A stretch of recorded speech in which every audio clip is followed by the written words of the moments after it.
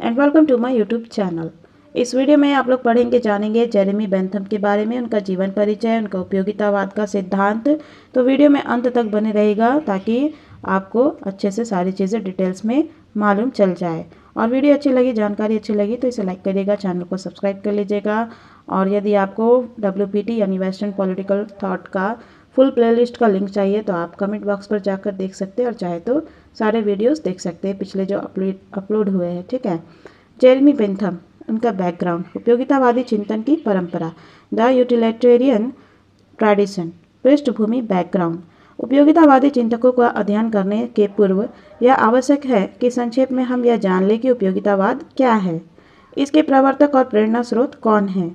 इस दृष्टि से अगर हम चिंतन करें तो हमें ज्ञात होता है कि उपयोगितावाद औद्योगिक क्रांति के उपरांत विकसित होने वाले ब्रिटिश राजनीतिक चिंतन की देन है।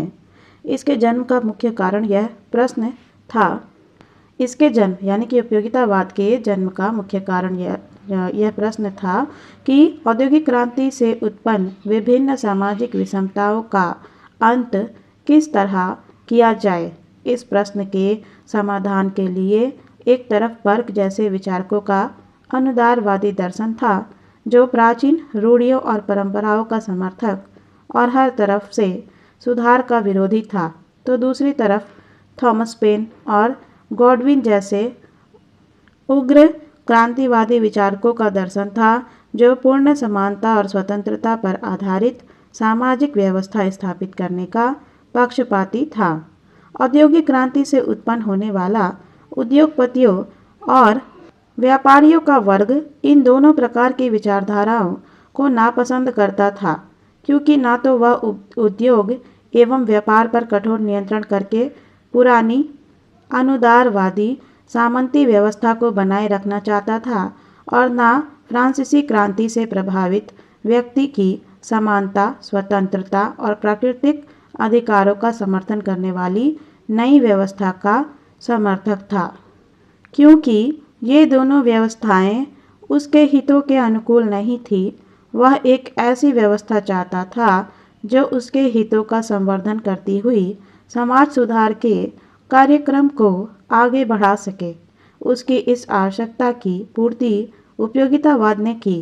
उसने एक ओर मुक्त व्यापार और अहस्तक्षेप की नीति लेसस-फेयर का समर्थन कर पूंजीपति वर्ग के हितों का पूर्ण समर्थन किया, और दूसरी ओर सामाजिक विषमताओं का अंत करने और मजदूरों की दयनीय स्थिति को सुधारने हेतु सुधारवादी आंदोलन का संचालन किया। फलतः उपयोगितावाद का अपने समय की सबसे लोकप्रिय विचारधारा के रूप में उदय हुआ। उपयोगितावाद के प्रवर्तक और प्रेरणा स्रोत। यद्यपि उपयोगितावाद अपने वर्तमान स्वरूप में आधुनिक युग की उपज है, तथापि इसके बीज काफ़ी प्राचीन हैं।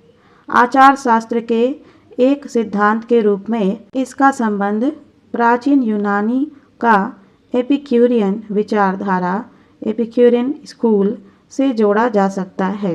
इस विचारधारा के अनुसार मनुष्य एक सुखवादी प्राणी, हेडोनिस्टिक बीइंग है, जो अपना हर कार्य सुख प्राप्त करने और दुख से बचने के उद्देश्य से करता है। किंतु आधुनिक युग में इसका प्रारंभकर्ता रिचर्ड कम्बरलैंड को माना जाता है, जिसने अपने लेखन द्वारा सामान्य कल्याण को उच्चतम भलाई मानने का प्रचार किया था और सुख या उपयोगिता को ही सभ्यता का आधार बतलाया था। इसके अतिरिक्त लेस्ली स्टीफन के अनुसार डेविड ह्यूम भी इस सिद्धांत के प्रवर्तकों में से एक था।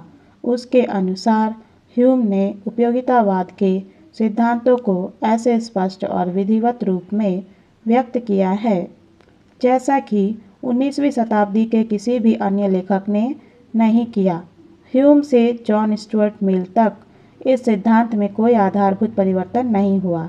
ह्यूम के अतिरिक्त इंग्लैंड में प्रिस्टले, हचिसन तथा पहले और फ्रांस में हेल्वेटियस आदि ने भी इस सिद्धांत के प्रतिपादन में अपना महत्वपूर्ण योगदान दिया।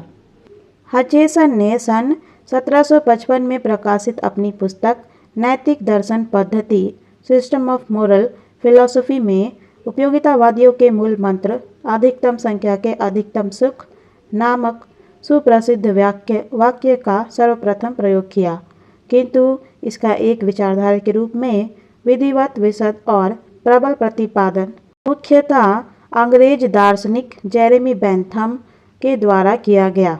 उसे प्रिस्टले की एक पुस्तिका शासन पर निबंध ऐसे ऑन गवर्नमेंट में व्यक्त विचारों से इस विषय में प्रथम प्रेरणा प्राप्त हुई।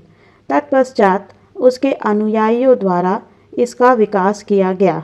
यद्यपि उपयोगितावादी विचारधारा का प्रवर्तक बेंथम को माना जाता है, किंतु बेंथम वह पहला व्यक्ति था जिसने इस नाम का प्रयोग किया।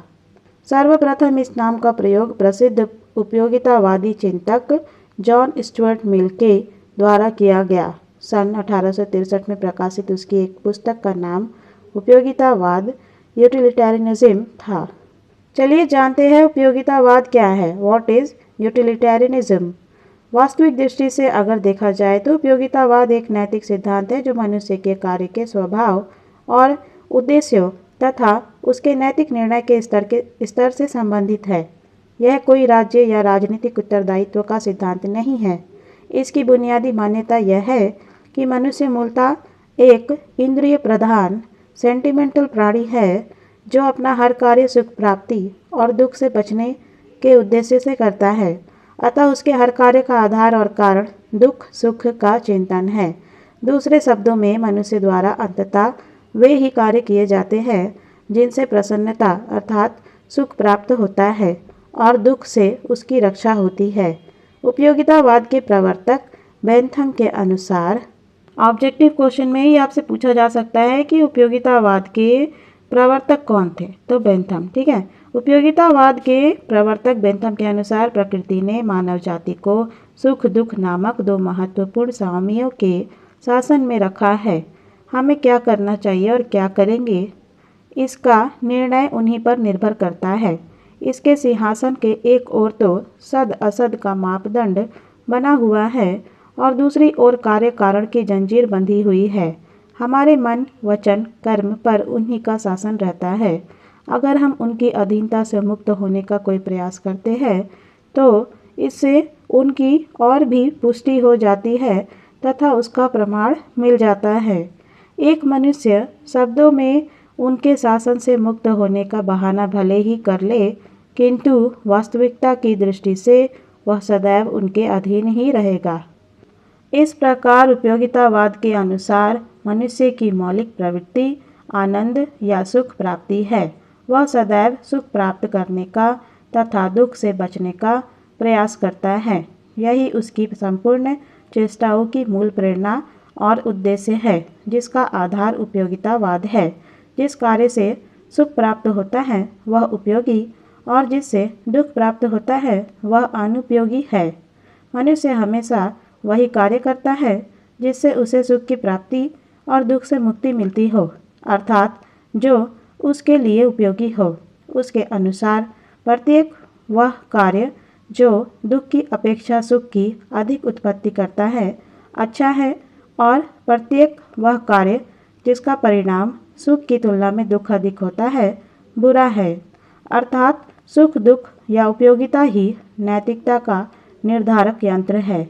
यही वह कसौटी है जिस पर कसकर एक कार्य के नैतिक अनैतिक होने का निर्धारण किया जाता है। इस प्रकार उपयोगितावाद के अनुसार नैतिकता किसी कार्य का अंतर्निहित और निरपेक्ष गुण नहीं है। वह आत्मा अनुभूतिवाद इंस्टीट्यूशनिज्म की धारणा में विश्वास नहीं रखता कि कुछ कार्य अपने परिणामों से अलग स्वभावतः अच्छे या बुरे होते हैं। झूठ बोलना चाहे उसके कितने ही अच्छे परिणाम क्यों ना होते हो, एक आत्मा अनुभूतिवादी के लिए बुरा और अनैतिक है, जबकि अगर उसके उपयोगी परिणाम होते हैं उनसे सुख उपजता है तो एक उपयोगितावादी के लिए झूठ बोलना अच्छा और नैतिक है। अतः मानव अनुभव और उपयोगिता के आधार पर प्रतिष्ठित होने के कारण उपयोगितावाद एक क्रियात्मक और व्यवहारिक सिद्धांत है। फलतः वह कोरे तर्क तथा कल्पना पर आधारित नैतिक सिद्धांतों का उग्र विरोध करता है और उन्हें त्याज्य बतलाता है। अतः डेविडसन के अनुसार उपयोगितावाद मानवों के कल्याण में अभिरुचि रखता है तथा व्यवहारिक कार्यों द्वारा विवेक के आधार पर उनकी दशा सुधारने में तथा जनसमूह के स्तर को सक्रिय कानूनों द्वारा ऊंचा करने में विश्वास रखता है। उपयोगितावाद की कुछ प्रमुख विशेषताएं। सलाइंट फीचर्स ऑफ यूटिलिटेरियनिज्म।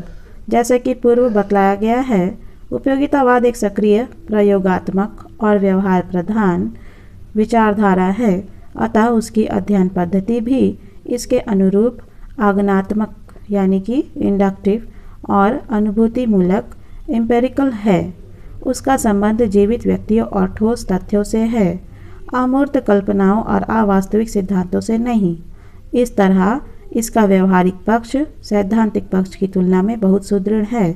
वह प्रत्येक वस्तु का मूल्यांकन उसे व्यवहार और उपयोगिता की कसौटी पर कसकर करता है और उस पर सही उतरने पर ही उसे स्वीकार करता है। वह मनुष्य को सिर्फ बौद्धिक जीव ही नहीं मानता, बल्कि उसे एक व्यवहारिक प्राणी भी मानता है जो हानि, लाभ और सुख दुख को ध्यान में रखकर ही अपना प्रत्येक कार्य करता है।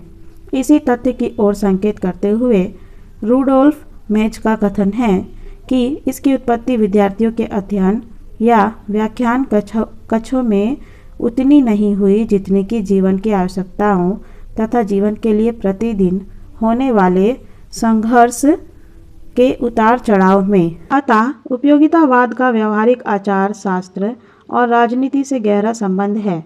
उपयोगितावाद में निष्ठा रखने वाले सभी लोग व्यक्तिवादी हैं।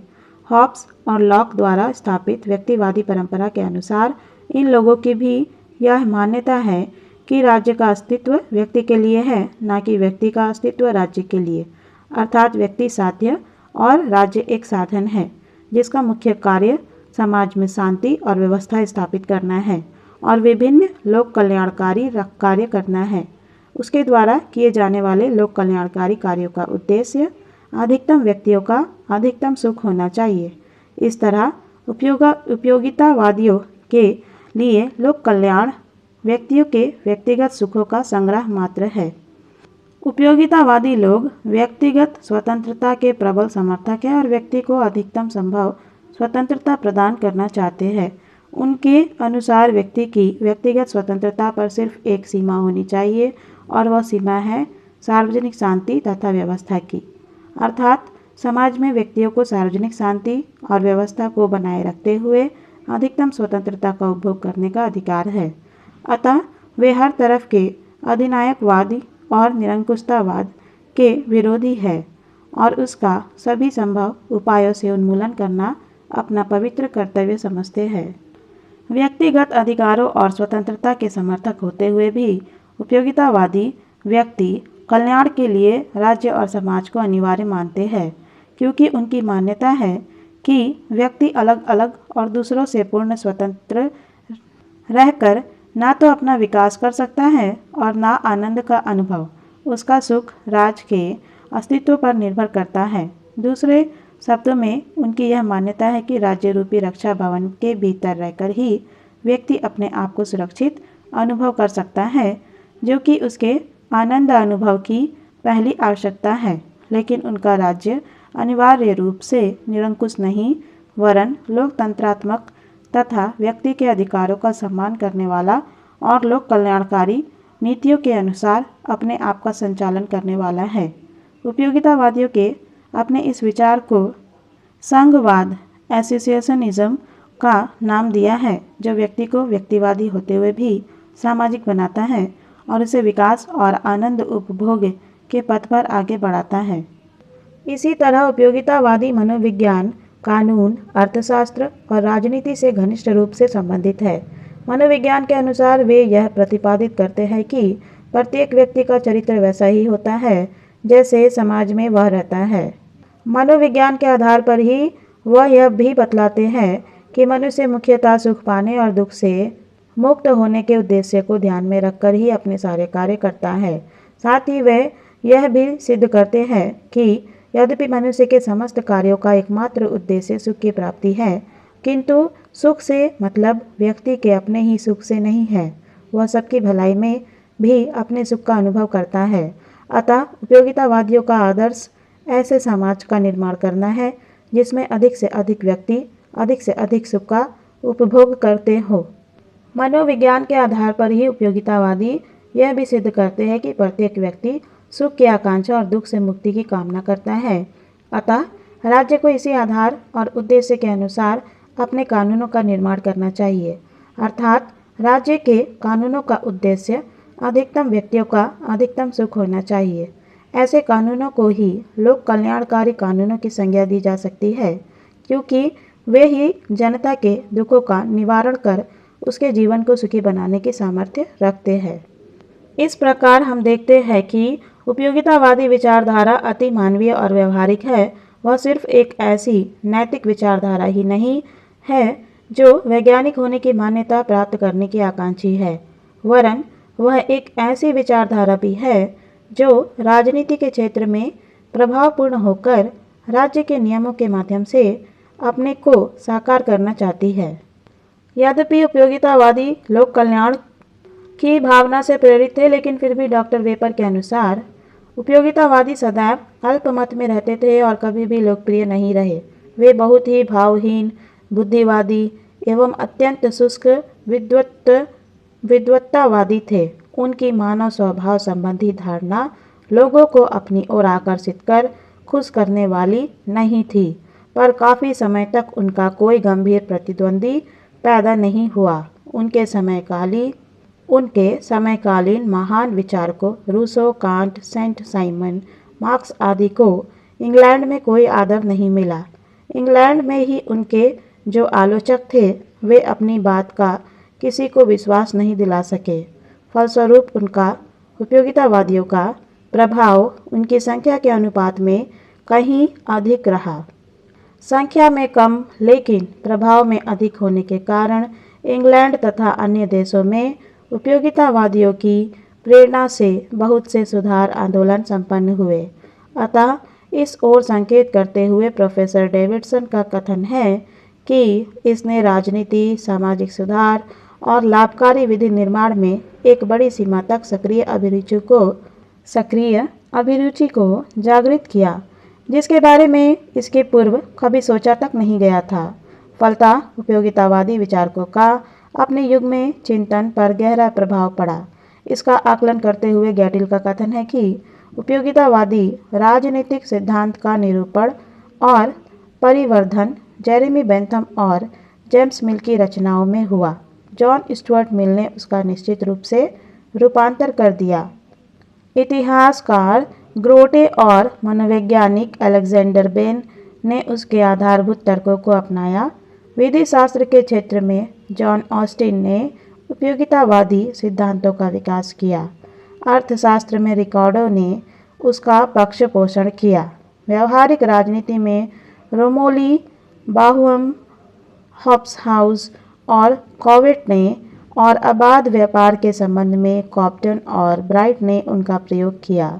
अतः आगे के पृष्ठों में हम उपयोगितावाद के दो प्रमुख और प्रतिनिधि चिंतक जेरेमी बेंथम और जॉन स्टुअर्ट मिल के विचारों का ध्यान करेंगे।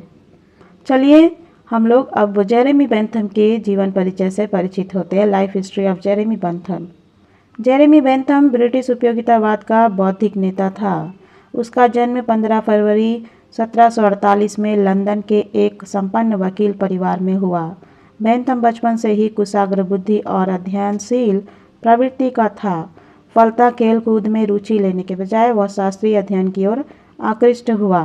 3 वर्ष की आयु में लैटिन और 4 वर्ष की आयु में फ्रांसीसी भाषा का अध्ययन किया तथा 16 वर्ष की अल्प आयु में ऑक्सफोर्ड विश्वविद्यालय के क्वींस कॉलेज में बैचलर ऑफ आर्ट्स की उपाधि प्राप्त की। तत्पश्चात 1763 में उसने कानून की शिक्षा प्राप्त करने के लिए लिंकन्स इन में प्रवेश लिया। 1772 में कानून की शिक्षा समाप्त करने के बाद उसने वकालत प्रारंभ की, लेकिन वकालत करने में उसको अभिरुचि नहीं थी।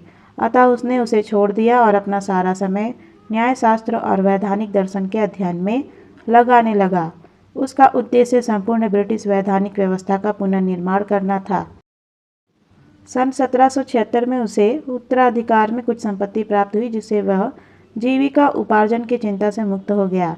जब वह 23 वर्ष का था, उसे एक दिन अनायास ही प्रिस्टले की एक पुस्तक शासन पर निबंध ऐसे ऑन गवर्नमेंट पढ़ने को मिली तथा उसमें हविसन की पुस्तक से उद्धृत यह विचार कि अपने अधिकतम सदस्यों का अधिकतम सुख ही यह मापदंड है जिससे कि राज्य का मूल्यांकन किया जाना चाहिए, से वह बहुत प्रभावित हुआ।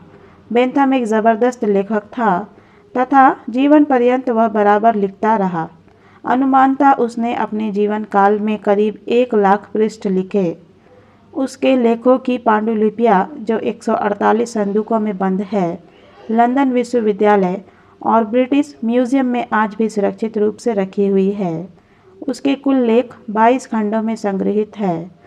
वह अपने लेखन के प्रति बड़ा लापरवाह था। उसके विधिवत प्रकाशन की कभी उसने चिंता और कोशिश नहीं की। यह कार्य उसके मित्रों, सहायकों और शिष्यों के द्वारा किया गया। यूरोपीय देशों में उसके लेखन को लोकप्रिय बनाने का कार्य एक स्विस नागरिक कुमारी ड्यूमोंट के द्वारा उसका फ्रांसीसी भाषा में अनुवाद करके किया गया। उसके लेखन का क्षेत्र बड़ा विस्तृत था। उसने नीति शास्त्र, धर्मशास्त्र, मनोविज्ञान, तर्कशास्त्र, अर्थशास्त्र, राजशास्त्र आदि विषयों पर ग्रंथों की रचना की। सन 1789 में उसकी प्रसिद्ध कृति नैतिकता और विधान निर्माण के सिद्धांत, principles of morals and legislation का प्रकाशन हुआ। इसमें प्रकट विचारों के कारण वह अलौकिक बुद्धि संपन्न विधान निर्माता समझा जाने लगा, जिससे विदेशों में विधान निर्माण और कानून सुधार के लिए उसके विचारों को आमंत्रित किया जाने लगा। विदेशों में फैले उसके इस प्रभाव का उल्लेख करते हुए हैजलिट का यह कथन सही है कि उसका नाम इंग्लैंड में बहुत कम व्यक्ति जानते हैं, यूरोप में इसे अधिक व्यक्ति जानते हैं, किंतु चिली के मैदानों और मेक्सिको की खानों में उसका नाम सबसे अधिक व्यक्ति जानते हैं। उसकी कृतियों और सेवाओं से प्रभावित होकर सन 1792 में फ्रांस की राष्ट्रीय सभा द्वारा उसे फ्रांसीसी नागरिक की सम्मानजनक उपाधि से विभूषित किया गया, लेकिन अपनी जन्मभूमि इंग्लैंड ने उसके विचारों को कोई महत्व प्रदान नहीं किया। इससे वह बहुत दुखी और निराश था।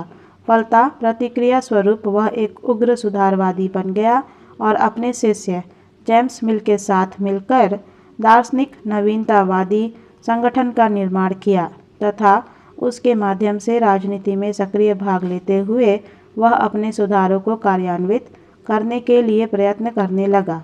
इस तरह वह अपने जीवन के उत्तरार्ध में एक रूढ़िवादी से उग्रवादी बन गया। 6 जून 1832 को 84 वर्ष की आयु में बेंथम का लंदन में देहावसान हो गया। डॉयल के अनुसार अपनी मृत्यु के पश्चात एक शिष्य समूह के द्वारा वह एक पितामह और आध्यात्मिक नेता के रूप में सम्मानित किया गया। उसकी एक ईश्वर की तरह प्रतिष्ठा की गई, जिसकी सेंट पॉल प्रमुख शिष्य था। जेम्स मिल। बेंथम की कृतियाँ, वर्क्स ऑफ बेंथम। अपने जीवन में कई लेखों के अतिरिक्त जो लंदन रिव्यू तथा वेस्टमिंस्टर रिव्यू में प्रकाशित हुए, बेंथम ने कई बृहद पुस्तकों की रचना भी की, जिनमें से महत्वपूर्ण इस प्रकार है। पहला है फ्रैगमेंट्स ऑन गवर्नमेंट 1776। दूसरा है an introduction to the principles of morals and legislation 1789। तीसरा है एसे ऑन पॉलिटिकल टैक्टिक्स 1791। चौथा है discourse on civil and penal legislation 1802। पांचवा है कैटेकिज्म ऑफ पार्लियामेंट्री रिफॉर्म्स। छठा है a theory of punishment and rewards. सातवां है a treatise on judicial evidence 1813। और आठवां है papers upon codification and public instruction 1817। And 9th number है रेडिकलिज्म नॉट डेंजरस 1819। बेंथम की मुख्य धारणाएं, मेन कॉन्सेप्ट्स ऑफ बेंथम। उपयोगिता संबंधी धारणा, कॉन्सेप्ट ऑफ यूटिलिटी। बेंथम की उपयोगिता संबंधी धारणा। बेंथम की संपूर्ण विचारधारा का केंद्रीय तत्व उपयोगितावाद का सिद्धांत है जिसका आधार सुख दुख का चिंतन है, अर्थात जिस कार्य से मनुष्य के सुख में वृद्धि होती है वह उपयोगी और अच्छा है, और जिससे मनुष्य को दुख होता है वह अनुपयोगी और बुरा है। इस तरह उसके अनुसार उपयोगिता ही वह मापदंड है जिससे किसी कार्य के उचित अनुचित होने के बारे में निर्णय किया जा सकता है और उसकी भली बुरी प्रकृति के बारे में पता लगाया जा सकता है। अपने इस सिद्धांत की व्याख्या करते हुए बेंथम का कथन है कि उपयोगिता के सिद्धांत से हमारा तात्पर्य उस सिद्धांत से है जिससे संबंधित व्यक्ति की प्रसन्नता बढ़ती है या घटती है और जिसके आधार पर वह प्रत्येक कार्य को उचित या अनुचित ठहराता है, अथवा दूसरे शब्दों में जिससे सुख मिलता है या सुख नष्ट होता है। मैं यह बात हर कार्य के लिए कहता हूँ और इसलिए मेरी यह बात किसी एक व्यक्ति पर नहीं बल्कि प्रत्येक सरकारी कार्य के संबंध में लागू होती है। सुख दुख की प्राप्ति या मुक्ति के आधार पर की गई उपयोगितावाद की इस व्याख्या से स्पष्ट है कि बेंथम ने जो उपयोगितावाद की व्याख्या की है वह पूर्णतः सुखवादी हेडोनिस्टिक है। उसके सुखवादी चरित्र की ओर संकेत करते हुए वह लिखता है कि उपयोगिता का सिद्धांत इस बात में है कि हम अपनी तर्कना की प्रक्रिया में दुख और सुख के तुलनात्मक अनुमान को अपना आरंभ बिंदु बनाकर चलते हैं, जबकि मैं अपने किसी कार्य सार्वजनिक या व्यक्तिगत की अच्छाई या बुराई का निर्णय इस बात से करता हूँ कि उसकी प्रवृत्ति सुख की वृद्धि करने की है या दुख की। जब मैं न्यायपूर्ण या अन्यायपूर्ण, नैतिक या अनैतिक तथा अच्छा या बुरा शब्द का प्रयोग करता हूँ जो कि किसी निश्चित सुख के विचार के तुलनात्मक माप को ही इंगित करते हैं और जिनका कोई दूसरा अर्थ होता ही नहीं, तो मैं उपयोगिता के सिद्धांत का ही अनुसरण करता हूँ। इस सिद्धांत का अनुयायी किसी कार्य विशेष को लेकर केवल इसलिए अच्छा समझता है क्योंकि उसका फल सुख की वृद्धि करना है, और इसी प्रकार वह कार्य विशेष को बुरा भी इसलिए समझता है क्योंकि उसका परिणाम दुख होता है। इस प्रकार बेंथम के अनुसार सारे मानव कार्य उपयोगिता के विचार के अनुसार निर्देशित होते हैं और उसी के आधार पर उनके उचित अनुचित होने का निर्णय होता है। गैटिल के अनुसार उपयोगिता के सिद्धांत के अनुसार वे कार्य अच्छे हैं जो सुख का संवर्धन करते हैं और जिनसे सुख का विरोध होता है वे बुरे हैं। बेंथम का विश्वास था कि मनुष्य का किन्हीं निरपेक्ष धारणाओं जैसे राज्य, चर्च, दल आदि के प्रति कोई कर्तव्य नहीं है। यदि है तो केवल उन अन्य मनुष्यों के प्रति है जिनमें आनंद और पीड़ा अनुभव करने की क्षमता होती है। इस प्रकार उपयोगिता की धारणा सुख की प्राप्ति और दुख से मुक्ति की धारणा मात्र है। सुख दुख का वर्गीकरण, classification of pain and pleasure. सुख दुख के स्वरूप को समझाने के लिए बेंथम उन्हें दो भागों में विभाजित करता है, सामान्य और जटिल। उसने सामान्य सुख के 14 और सामान्य दुख के 12 भेद बताए हैं जो इस प्रकार है। बेंथम के अनुसार सामान्य सुख 14 सामान्य सुख। पहला है इंद्रिय सुख, दूसरा वैभव सुख, तीसरा कौशल का सुख, चौथा मित्रता का सुख, पांचवा यश का सुख, छठा शक्ति या सत्ता का सुख, सातवां कल्पना का सुख, आठवां धार्मिक सुख, नवा दया का सुख, दसवीं है निर्दया का सुख, 11वीं है स्मृति सुख और 12वीं है आशा का सुख, 13वीं है संपर्क या मिलन का सुख तथा 14वां है सहायता का सुख। इस प्रकार बेंथम के 14 सामान्य सुख है, ठीक है। और सामान्य दुख जो है 12 वे है संपर्क, आशा, कल्पना, स्मरण, निर्दयता, दया, धार्मिकता, अपसय, शत्रुता, परेशानी, दुर्भावना तथा दरिद्रता। सामान्य सुख दुखों के इस वर्गीकरण को प्रस्तुत करने के पश्चात बेंथम यह कहता है कि इनके सम्मिश्रण से विविध प्रकार के जटिल सुख दुख पैदा होते हैं।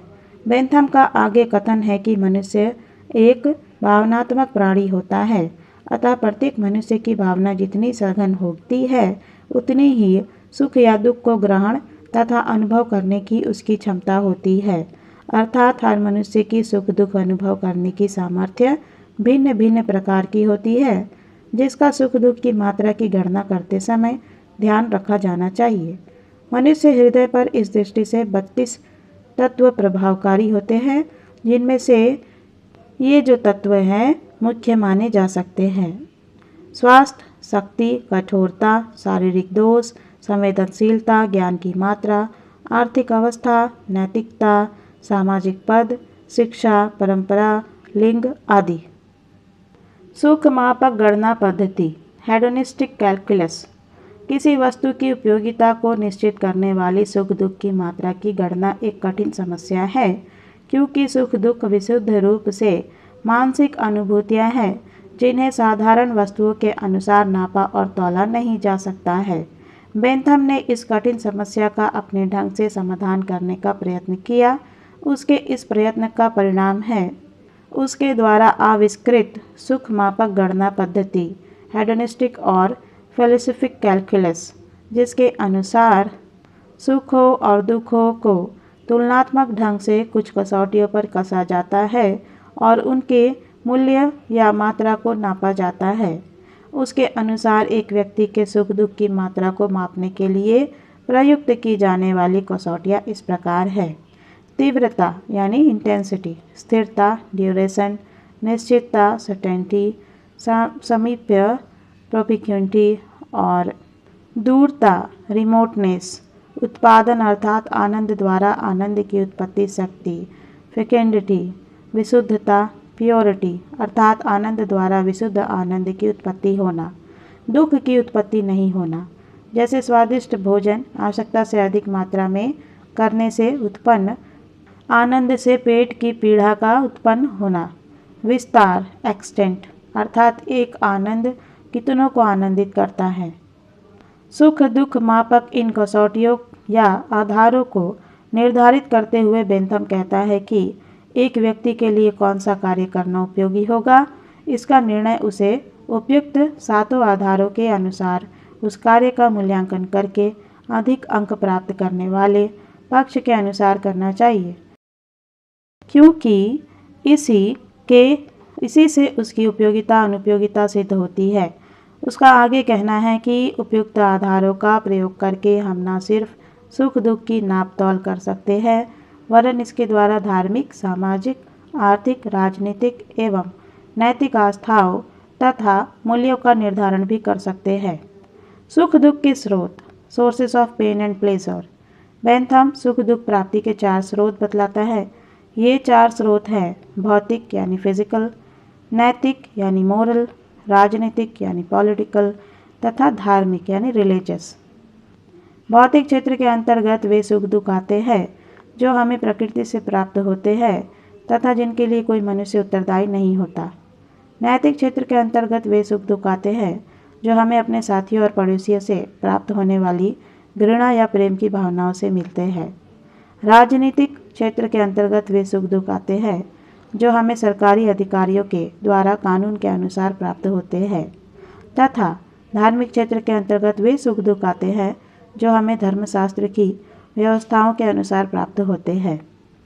बेंथम अपने इन 4 स्रोतों के इस विचार को और अधिक स्पष्ट बनाने के लिए मकान का उदाहरण देता है। वह कहता है कि अगर एक मनुष्य का मकान अपनी असावधानी से जलता है तो यह उसे प्रकृति द्वारा दिया गया दंड है। यदि दंड नायक की आज्ञा से जलाया जाता है तो वह राजनीतिक दंड है। अगर वह आग लगाने पर सहायता ना देने वाले साथियों और पड़ोसियों की दुर्भावना से जलता है तो यह जनमत का दंड है, और अगर वह किसी दैवी प्रकोप से भस्म हुआ है तो इसे धार्मिक दंड माना जाएगा। सुख दुख के इन स्रोतों का वर्णन करने के पश्चात बेंथम यह बताता है कि उपयोगिता का सिद्धांत सर्वव्यापी और स्वतः सिद्ध है। वह हर वस्तु पर लागू किया जा सकता है और उसके अनुसार उसका सही चरित्र जाना जा सकता है। वह कहता है कि हमारे सत असत, न्याय अन्याय, धर्म अधर्म आदि की सभी धारणाएं उपयोगिता पर ही आधारित होती है। जो हमारे लिए लाभदायक होती है उन्हें हम उपयोगी मानते हैं और जो अलाभदायक होती है उन्हें अनुपयोगी। नैतिकता और अंतःकरण जैसी चीज़ें कोई अपने आप में स्वतंत्र चीज़ें नहीं हैं। ये सभी उपयोगिता के पाए से बंधी हुई है, अन्यथा ये आत्मगत कल्पना मात्र है जिनका मानव जीवन के लिए कोई मूल्य नहीं है। साथ ही उसकी यह भी मान्यता है कि सुख की गुणात्मकता में कोई अंतर नहीं होता। जो अंतर होता है वह केवल मात्रात्मक होता है और इसलिए सुख की मात्रा बराबर होने पर पुष्पिन यानी बच्चों का एक खेल और काव्य का रस स्वादन दोनों एक ही कोटि के आनंद है। बेंथम ने न सिर्फ उपयोगिता के सिद्धांत का प्रतिपादन कर व्यक्ति के सुख को महत्व प्रदान किया है, वरन समाज के सुख के संबंध में भी चिंतन किया है, क्योंकि व्यक्ति का सुख समाज में ही साध्य है। अतः वह कहता है कि एक व्यक्ति के सुख की अपेक्षा अधिक व्यक्तियों का सुख अनुकरणीय है। इसी आधार पर वह यह घोषित करता है कि राज्य का उद्देश्य अधिकतम व्यक्तियों का अधिकतम सुख होना चाहिए।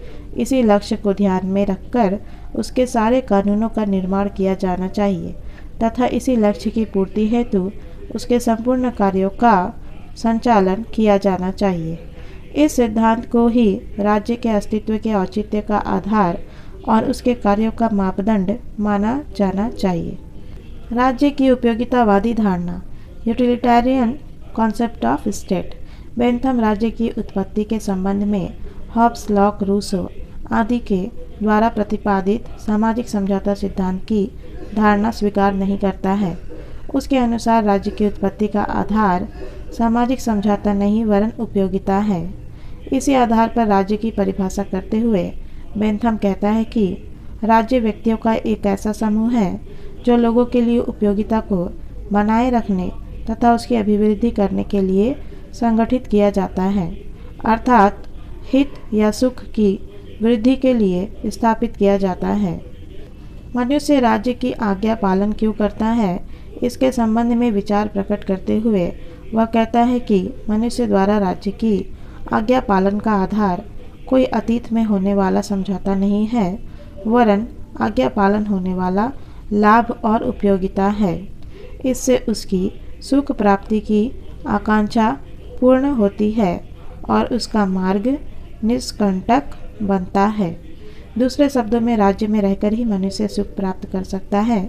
फलतः मनुष्य राज्य का निर्माण करता है और उसके आदेशों का पालन करता है। इस तरह बेंथम के अनुसार राज्य के अस्तित्व का आधार उपयोगिता से उत्पन्न होने वाली मनुष्य की आज्ञा पालन की आदत है, न कि सामाजिक समझौता का सिद्धांत। मनुष्य आदतन राज्य की आज्ञा का पालन इसलिए करता है कि अवज्ञा से होने वाले अहित की तुलना में आज्ञा पालन अधिक उपयोगी है। इस प्रकार बेंथम की राज्य संबंधी धारणा का आधार उपयोगिता का विचार है। इसी के अनुसार वह राज्य का लक्ष्य अधिकतम व्यक्तियों का अधिकतम सुख घोषित करता है, अर्थात राज्य व्यक्ति के सुख का एक साधन है, सर्वोच्च और सर्वांगीण विकास का नहीं। वह प्लेटो और अरिस्तु की धारणा में विश्वास नहीं रखता कि राज्य का उद्देश्य एक शुभ और नैतिक जीवन की स्थापना करना है। दूसरी बात जो इस दृष्टि से महत्वपूर्ण है वह यह है कि बेंथम के अनुसार राज्य द्वारा साधा जाने वाला अधिकतम सुख राज्य के सदस्यों के व्यक्तिगत सुखों का एक योग मात्र है। इसमें समस्त समाज का सामूहिक हित सम्मिलित नहीं है। दूसरे शब्दों में बेंथम के लिए व्यक्ति के व्यक्तित्व के अलावा आदर्शवादियों की तरह राज्य का न तो अपना कोई निजी अस्तित्व है और न व्यक्तित्व। इसी आधार पर वह अपनी इस व्यक्तिवादी धारणा का प्रतिपादन करता है कि राज्य व्यक्ति के लिए है, व्यक्ति राज्य के लिए नहीं। अतः राज्य के स्वरूप के संबंध में बेंथम की धारणा थॉमस पेन, लॉक आदि की तरह पूर्णतः व्यक्तिवादी है और इसलिए वह राज्य को व्यक्तिवादियों की तरह एक आवश्यक बुराई मानता है तथा चाहता है कि मनुष्य जीवन पर राज्य का नियंत्रण कम से कम हो। अतएव जहाँ तक संभव हो राज्य को न्यूनतम और सभ्य जीवन के लिए आवश्यक विधियों का निर्माण ही करना चाहिए। विधियों की तुलना उसने औषधि से की है। जिस प्रकार अधिक औषधियों का सेवन व्यक्ति के स्वास्थ्य को नष्ट कर देता है, उसी प्रकार आवश्यकता से अधिक विधि निर्माण समाज के स्वास्थ्य को नष्ट कर देता है। अतः राज्य का यह कर्तव्य है कि वह कम से कम और अत्यंत आवश्यक होने पर ही विधि निर्माण करे और व्यक्ति को अधिक से अधिक स्वतंत्रता प्रदान करे व्यक्ति के स्वस्थ विकास के लिए समाज और राज्य का ऐसा होना नितांत आवश्यक है। अधिकारों की उपयोगितावादी धारणा, concept of rights according to utilitarianism. अपने उपयोगितावादी दृष्टिकोण के कारण बेंथम प्राकृतिक अधिकारों के सिद्धांत में विश्वास नहीं रखता और न उसके अस्तित्व को ही स्वीकार करता है। उसने उनका वर्णन करते हुए उन्हें पूर्णता, मूर्खतापूर्ण तथा अप्राकृतिक उच्चता के आसन पर बैठी अलंकारिक मूर्खता का द्योतक बतलाया है। बेंथम प्राकृतिक शब्द को एक भ्रामक और उलझन में डालने वाला शब्द समझता था और इसलिए प्राकृतिक कानून और प्राकृतिक अधिकारों को व्यर्थ की मूर्खतापूर्ण बकवास मानता था, क्योंकि प्राकृतिक अधिकारों की जो कल्पना थी, जिसे लॉक के द्वारा प्रस्तुत और थॉमस पेन और गॉडविन के द्वारा प्रचारित किया था, उसके अनुसार यह प्रतिपादित किया गया था कि प्राकृतिक अधिकार प्रकृति द्वारा प्रदत्त और समाज तथा राज्य के आविर्भाव के पूर्व के अधिकार है। समाज और राज्य की रचना इनकी सुरक्षा के लिए की गई है, अतः ये इनके द्वारा नियंत्रित नहीं है।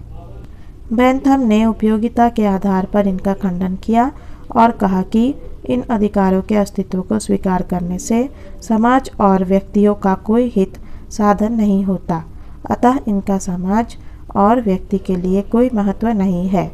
बेंथम की यह मान्यता थी कि अधिकारों का अस्तित्व और उनकी सार्थकता समाज में ही संभव है, क्योंकि उनका निर्माता समाज है और उनके निर्माण का उद्देश्य सुखमय जीवन की प्राप्ति है। इस आधार पर अधिकारों की परिभाषा करते हुए वह कहता है कि अधिकार मानव के सुखमय जीवन के नियम हैं, जिन्हें राज्य के कानूनों द्वारा मान्यता प्रदान की जाती है।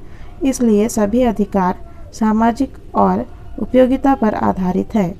उसने स्वतंत्रता और समानता के प्राकृतिक अधिकारों का उपहास करते हुए अपना मत प्रकट किया है कि पूर्ण स्वतंत्रता पूर्ण रूप से असंभव है। पूर्ण स्वतंत्रता प्रत्येक प्रकार की सरकार की सत्ता की प्रत्यक्ष विरोधी है। क्या सब मनुष्य स्वतंत्र रूप से उत्पन्न होते हैं? क्या वे स्वतंत्र रहते हैं? एक भी आदमी ऐसा नहीं है। इसके विपरीत सब मनुष्य पराधीन पैदा होते हैं। बेंथम अधिकारों के प्राकृतिक स्वरूप को अस्वीकार करते हुए उनके सामाजिक और वैधानिक स्वरूप पर बल देता है। इस आधार पर वह अधिकारों को दो प्रकार के बतलाता है। पहला कानूनी अधिकार, दूसरा नैतिक अधिकार। कानूनी अधिकार मनुष्य के बाह्य आचरण को और नैतिक अधिकार उसके आंतरिक आचरण को नियंत्रित करते हैं। बेंथम सिर्फ अधिकारों की ही बात नहीं करता है, वह कर्तव्यों पर भी बल देता है, क्योंकि उसके अनुसार कर्तव्य रहित अधिकार निष्प्राण और महत्वहीन है। अतः कर्तव्य और अधिकार दोनों अपनी सार्थकता के लिए एक दूसरे पर आश्रित है। कानून की उपयोगितावादी धारणा, यूटिलिटेरियन कॉन्सेप्ट ऑफ लॉ। कानूनी क्षेत्र पर भी बेंथम ने अपनी उपयोगितावादी मान्यताओं को लागू किया है। उसके अनुसार अधिकतम लोगों का अधिकतम हित ही एक ऐसा सिद्धांत है जिसके अनुसार सही कानूनों का निर्माण किया जा सकता है। लोगों का अधिकतम हित ही एक ऐसा सिद्धांत है जिसके अनुसार सही कानूनों का निर्माण किया जा सकता है, क्योंकि मानव प्रकृति के अनुकूल होने के कारण ऐसे कानून ही सार्वभौम और कालातीत हो सकते हैं और किसी भी समय किसी भी देश में उनको उपयोगी ढंग से लागू किया जा सकता है। बेंथम कानून के संदर्भ में परंपराओं और रीति रिवाजों को कोई विशेष महत्व नहीं देता है। उसकी मान्यता थी कि कोई वस्तु या कानून इसलिए उपयोगी और अच्छा नहीं माना जा सकता कि वह परंपराओं पर आधारित है या प्राचीन समय में समाज में मान्य है। कानून के संबंध में अपने इस विचार के कारण उसने इंग्लैंड में कानून सुधार के एक बहुत बड़े आंदोलन को जन्म दिया, क्योंकि इंग्लैंड के अधिकांश कानून कॉमन लॉ पर आधारित थे, जो कि पूर्णतः परंपराओं पर आधारित था। अतः इस आधार पर बेंथम की उपयोगितावादी मान्यताओं के अनुसार उसे उचित नहीं माना जा सकता था। वह सामाजिक रूढ़ियों और अंधविश्वासों का प्रतीक था। बेंथम उसे इस दुर्गुण से मुक्त कराना चाहता था। अतः बेंथम का एक राजनीतिक चिंतक के रूप में उतना महत्व नहीं है जितना कि एक कानून सुधारक के रूप में है। इस दृष्टि से उसने कानूनों की क्लिष्टता, दुरूहता और अस्पष्टता का विरोध किया और इस बात पर जोर दिया कि जनसाधारण उन्हें ठीक तरह से समझ सके और उनका उचित प्रयोग कर सके। इसलिए उन्हें सरल, सहज और स्पष्ट भाषा में अभिव्यक्त किया जाना चाहिए तथा उनमें व्याप्त अव्यवस्था को दूर करने के लिए उन्हें अलग अलग शीर्षकों के अनुसार संहिताबद्ध कोडिफाई किया जाना चाहिए। इस लक्ष्य की प्राप्ति के लिए उसने स्वयमेव कानूनों की अंतर्राष्ट्रीय, दीवानी, फौजदारी और संवैधानिक संहिताएं तैयार की और विधि शास्त्र को राजनीति से पृथक करने का कार्य प्रारंभ किया, जिसे बाद में उसके शिष्य जॉन ऑस्टिन ने पूर्ण किया।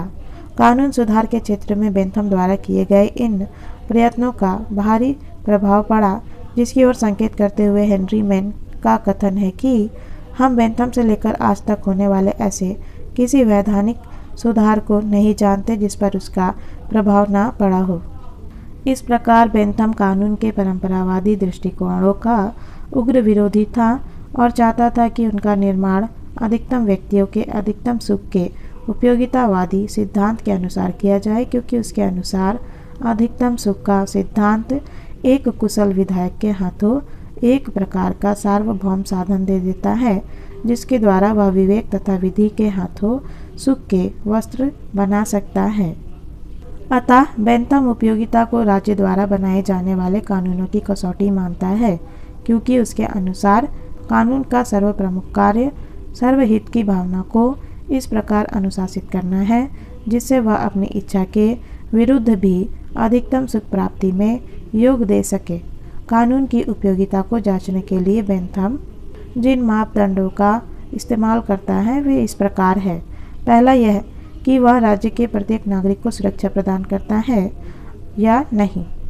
दूसरा यह कि उससे नागरिक को अपने आवश्यकता की वस्तुएं पर्याप्त मात्रा में उपलब्ध होती है या नहीं। तीसरा यह कि उससे प्रत्येक व्यक्ति एक दूसरे के साथ समानता का अनुभव करता है या नहीं। इन तीनों बातों के अलावा यह भी देखा जाना चाहिए कि वह जिस बुराई को दूर करना चाहता है वह वास्तव में बुराई है भी या नहीं, तथा अगर वह एक बुराई के रूप में है तो उस बुराई से कम है या नहीं जिसे कि वह समाप्त करना चाहता है। कानून की उपयोगिता में इस मापदंड के अनुसार बेंथम कानून के 4 उद्देश्य बतलाता है।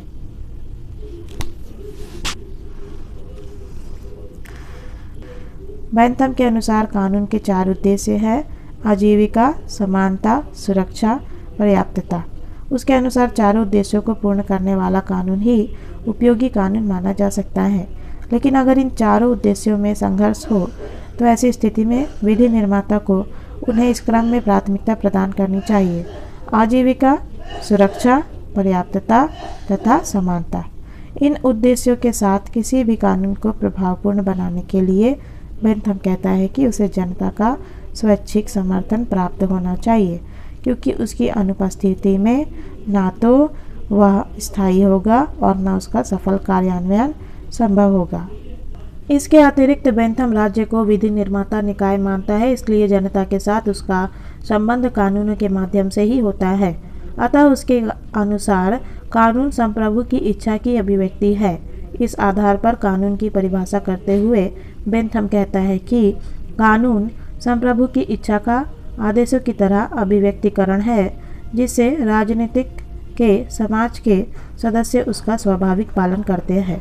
अतएव वह प्राकृतिक कानूनों के विचार को स्वीकार नहीं करता है। वह कानून के सिर्फ 2 ही रूप स्वीकार करता है, पहला दैवी और दूसरा मानवीय। दैवी कानून अस्पष्ट है, अतः उसे निश्चयपूर्वक जाना नहीं जा सकता, इसलिए मानवीय कानून ही मानने योग्य है, जो हमें संप्रभु के माध्यम से प्राप्त होता है।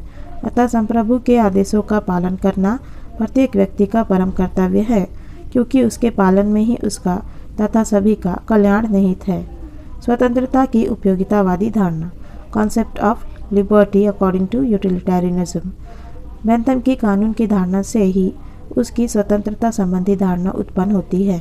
वह कहता है, कानून एक आदेश है, एक प्रतिबंध है और इसलिए वह स्वतंत्रता का शत्रु है। उसके अनुसार, बेंथम के अनुसार, मानव जीवन की उपयोगितावादी योजना में स्वतंत्रता का कोई विशेष महत्व नहीं है, क्योंकि स्वतंत्रता सुख का कोई अनिवार्य तत्व नहीं है। अतः सुख के सम्मुख वह त्याज्य है। मनुष्य जीवन की आवश्यकता सुरक्षा है, स्वतंत्रता नहीं, और इसलिए स्वतंत्रता को एक प्राकृतिक अधिकार के रूप में ग्रहण करने की गलती नहीं की जानी चाहिए। इससे स्पष्ट है कि बेंथम, लॉक, मॉन्टेस्क्यू, रूसो आदि की तुलना में स्वतंत्रता को बहुत ही निम्न और गौण स्थान प्रदान करता है। इस ओर संकेत करते हुए प्रोफेसर सोरले का कथन है कि कानून का मुख्य उद्देश्य सुरक्षा है और सुरक्षा के सिद्धांत का आशय उन सभी आशाओं को बनाए रखना है जिन्हें स्वयं कानून उत्पन्न करता है। सुरक्षा सामाजिक और सुखी जीवन की एक आवश्यकता है, जबकि समता एक प्रकार की विलासिता है जिसे कानून केवल उसी सीमा तक ला सकता है जहाँ तक उसका सुरक्षा से कोई विरोध ना हो। जहाँ तक स्वतंत्रता का संबंध है, वह कानून का कोई उद्देश्य नहीं, यह तो सुरक्षा की एक शाखा मात्र है, और यह एक ऐसी शाखा है जिसमें कानून काट छांट किए बिना नहीं रह सकता है। इस प्रकार बेंथम के अनुसार अपने नागरिकों के लिए स्वतंत्रता की व्यवस्था करना राज्य का उद्देश्य नहीं है, क्योंकि उसके अनुसार सुख ही एकमात्र कसौटी है और स्वतंत्रता को उस कसौटी पर कसा जाना चाहिए। राज्य का ध्येय है अधिकतम सुख, अधिकतम स्वतंत्रता नहीं। शासन की उपयोगितावादी धारणा, utilitarian concept of government. Bentham के शासन संबंधी विचार भी उसकी उपयोगितावादी मान्यताओं से प्रभावित है। उसके अनुसार शासन ऐसे सिद्धांतों पर आधारित होना चाहिए कि जिससे अधिकतम व्यक्तियों का अधिकतम सुख सिद्ध हो सके। दूसरे शब्दों में शासन का उद्देश्य नागरिकों की सुख में वृद्धि करना होना चाहिए। अतः शासन का इसी दृष्टिकोण को ध्यान में रखकर निर्माण और संचालन किया जाना चाहिए, क्योंकि इस दृष्टिकोण के अनुसार व्यवस्थित शासन ही सर्वश्रेष्ठ शासन हो सकता है। जहाँ तक शासन के सर्वश्रेष्ठ स्वरूप का संबंध है, बेंथम की आस्था लोकतंत्र के प्रति है। उसकी मान्यता है कि राजतंत्र में सिर्फ सर्वोच्च शासक का हित ही साधा जाता है। कुलीन तंत्र में सिर्फ कुछ ही कुलीन और धनाढ्य व्यक्तियों का हित साधन होता है, जबकि लोकतंत्र में अधिकतम व्यक्तियों के अधिकतम सुख की साधना की जा सकती है। अतः लोकतंत्र के प्रति अपने झुकाव को दर्शाते हुए वह कहता है कि यह दुर्गुणी दुनिया गणतंत्रों में ढाल दिए जाने पर ठीक हो सकती है। डेविडसन ने उसकी लोकतंत्र पसंदगी की ओर संकेत करते हुए कहा है कि उसका विश्वास गणतंत्र में है, क्योंकि उसका विचार है कि कार्यकुशलता, मितव्ययता और जनता की सर्वोच्चता के लक्ष्य को गणतंत्र में ही प्राप्त किया जा सकता है। शासकों के संबंध में उसका कहना है कि शासन सत्ता उन मनुष्यों के हाथों में सौंपी जानी चाहिए जिनके चरित्र में विवेक, परोपकार और शक्ति के 3 महान गुण हो। उनमें इस बात का विवेक हो कि वे समाज के वास्तविक हितों को ठीक प्रकार समझ सके। उनमें इतनी परोपकार की भावना हो कि उन्हें प्राप्त करने के लिए वे निरंतर प्रयत्नशील हो सके, तथा उनमें इतनी शक्ति हो कि वे अपने ज्ञान को व्यावहारिक रूप प्रदान कर सके। दूसरे शब्दों में समाज कल्याण की भावना से प्रेरित, विवेकशील और सामर्थ्यवान व्यक्ति ही शासन करने के योग्य समझे जाने चाहिए। शासन संबंधी अपनी इन मान्यताओं के कारण बेंथम इंग्लैंड के शासन को बहुत त्रुटिपूर्ण मानता था और इसलिए उसमें कई सुधार करना चाहता था। इस दृष्टि से उसका प्रथम सुझाव था सार्वभौम और वयस्क पुरुष मताधिकार के संबंध में। उसके समय में संसद के सदस्य चुनने का अधिकार बहुत कम लोगों को प्राप्त था, जिससे बहुत भ्रष्टाचार होता था। अतः वह मताधिकार का विस्तार कर इस भ्रष्टाचार का अंत करना चाहता था। उसका दूसरा सुझाव था संसद सदस्यों के प्रतिवर्ष चुनाव के संबंध में, जिससे कि उनके स्वार्थ और आलस्य पर नियंत्रण रखा जा सके और वे निरंतर सक्रिय रहकर जनता से घनिष्ठ संपर्क बनाए रखने के लिए विवश हो। उसका तीसरा सुझाव गुप्त मतदान की प्रथा प्रारंभ करने के संबंध में था, ताकि लोग निर्भय होकर अपने मन पसंद उम्मीदवार के पक्ष में मतदान कर सके। लोकतंत्र को सुदृढ़ बनाने के लिए उसने स्वतंत्र प्रेस की स्थापना पर बल दिया, ताकि स्वतंत्रता पूर्वक सत्य का उद्घाटन किया जा सके। वह ब्रिटिश संसद के उच्च सदन लॉर्ड सभा हाउस ऑफ लॉर्ड्स का उग्र विरोधी था और उसे समाप्त करना चाहता था, क्योंकि उसकी मान्यता के अनुसार वह एक निहित स्वार्थों का पृष्ठपोषक, प्रगति विरोधी और अप्रजातांत्रिक सदन था। वह इंग्लैंड से राजतंत्र को समाप्त कर उसके स्थान पर गणतंत्र की स्थापना भी करना चाहता था, क्योंकि राजतंत्र में जहाँ कुछ सामंती तथा धनाढ्य परिवारों का हित साधन होता है, वहाँ गणतंत्री शासन व्यवस्था में शासक तथा शासितों के हितों में अभिन्नता होती है, जिससे कि अधिकतम व्यक्तियों के अधिकतम हित के लक्ष्य की सफलतापूर्वक प्राप्ति संभव हो सकती है। संप्रभुता की उपयोगितावादी धारणा, utilitarian concept of sovereignty. Bentham के अनुसार संप्रभुता निरपेक्ष और असीमित तो है, लेकिन वह उसके सर्वोच्च और अनंत शक्तिशाली रूढ़ में विश्वास नहीं करता। वह राज्य के विधि निर्माण की क्षमता और शक्ति को ही संप्रभुता मानता है और उसका निर्धारण उपयोगिता के आधार पर करता है और उस पर प्रतिबंध भी लगाता है। उसके मत अनुसार संप्रभुता पर सिर्फ एक ही प्रतिबंध की कल्पना की जा सकती है और वह है जनता के हितों और स्वार्थों का प्रतिबंध। अतः संप्रभुता को भी वह उपयोगिता की कसौटी पर कसता है और कहता है कि विशाल जनमत किसी विधि का विरोध करता है तो संप्रभु का कर्तव्य है कि वह उसे कानून का रूप कदापि प्रदान न करे। इस प्रकार बेंथम संप्रभु की आज्ञा पालन और कानूनों के प्रति आदर का भाव व्यक्ति से उसी सीमा तक चाहता है जिस सीमा तक उसे लाभ हो, अर्थात उससे उपयोगिता का लक्ष्य सिद्ध होता हो। इसलिए साधारणतः बेंथम जनता को अपने संप्रभु का विरोध करने का लॉक की तरह कोई वैधानिक अधिकार प्रदान नहीं करता है और चाहता है कि वह अपने संप्रभु के आदेशों का एक कर्तव्य के रूप में पालन करे। किंतु यदि संप्रभु के आदेश की अवज्ञा करना उसके आदेश के पालन करने की तुलना में अधिक उपयोगी और आनंददायक हो तो जनता का यह नैतिक कर्तव्य है कि वह संप्रभु का प्रतिरोध करे, अर्थात संप्रभु अपनी सर्वोच्च शक्ति का प्रयोग उपयोगिता के सिद्धांतों के विरुद्ध करता है तो ऐसी स्थिति में जनता को उसका विरोध करने का अधिकार है। बेंथम के अनुसार अवज्ञा की उपयोगिता आज्ञा पालन से अधिक हो तो ऐसे संप्रभु की अवज्ञा प्रत्येक नागरिक का नैतिक अधिकार और कर्तव्य है। उपयोगिता के आधार पर जनता को संप्रभु का विरोध करने का अधिकार देकर भी बेंथम यह मानता है कि राज्य से बड़ी कोई शक्ति नहीं है जो उसे किसी अधिकार को मानने या न मानने के लिए विवश कर सके। उसकी यह मान्यता संप्रभु को असीमित अधिकार युक्त बना देती है। उसके अनुसार सर्वोच्च प्रशासक की सत्ता, जिसे तब तक अनंत नहीं कहा जा सकता जब तक कि परंपराओं द्वारा स्पष्ट रूप से सीमित न कर दी गई हो, मेरे विचार में अवश्य ही अनिश्चित इनडेफिनिट मान ली जानी चाहिए। इस तरह बेंथम ने संप्रभु के असीमित तथा अनिश्चित अधिकारों का व्यापक सीमा क्षेत्र निर्धारित किया है, लेकिन साथ ही उस पर उपयोगिता का प्रतिबंध लगाकर उसने उसे सीमित करने का भी प्रयत्न किया है। न्याय व्यवस्था संबंधी चिंतन, thinking on judicial system. Bentham के समय में इंग्लैंड की न्याय व्यवस्था अत्यंत दोषपूर्ण थी, जिसे रोमिलो के अनुसार किसी भी सभ्य समाज के लिए अपमानजनक माना जा सकता था। तत्कालीन इंग्लैंड में दरअसल न्याय दिया नहीं जाता था, बल्कि बड़े ऊंचे दामों पर बेचा जाता था, क्योंकि न्याय व्यवस्था अत्यधिक जटिल और अनिश्चित, समय साध्य और खर्चीली थी, अतः सामान्य व्यक्ति की पहुंच के बाहर थी। बेंथम के शब्दों में इस देश में न्याय बेचा जाता है और बड़े महंगे दामों पर बेचा जाता है। जो व्यक्ति मूल्य नहीं चुका सकता वह न्याय भी प्राप्त नहीं कर सकता। अतः गरीबों को न्याय मिलना कठिन ही नहीं असंभव भी था। कानून बहुत क्लिष्ट और ना समझ में आने योग्य भाषा में बनाए जाते थे, अतः उनकी व्याख्या के लिए वकीलों की आवश्यकता बराबर बनी रहती थी।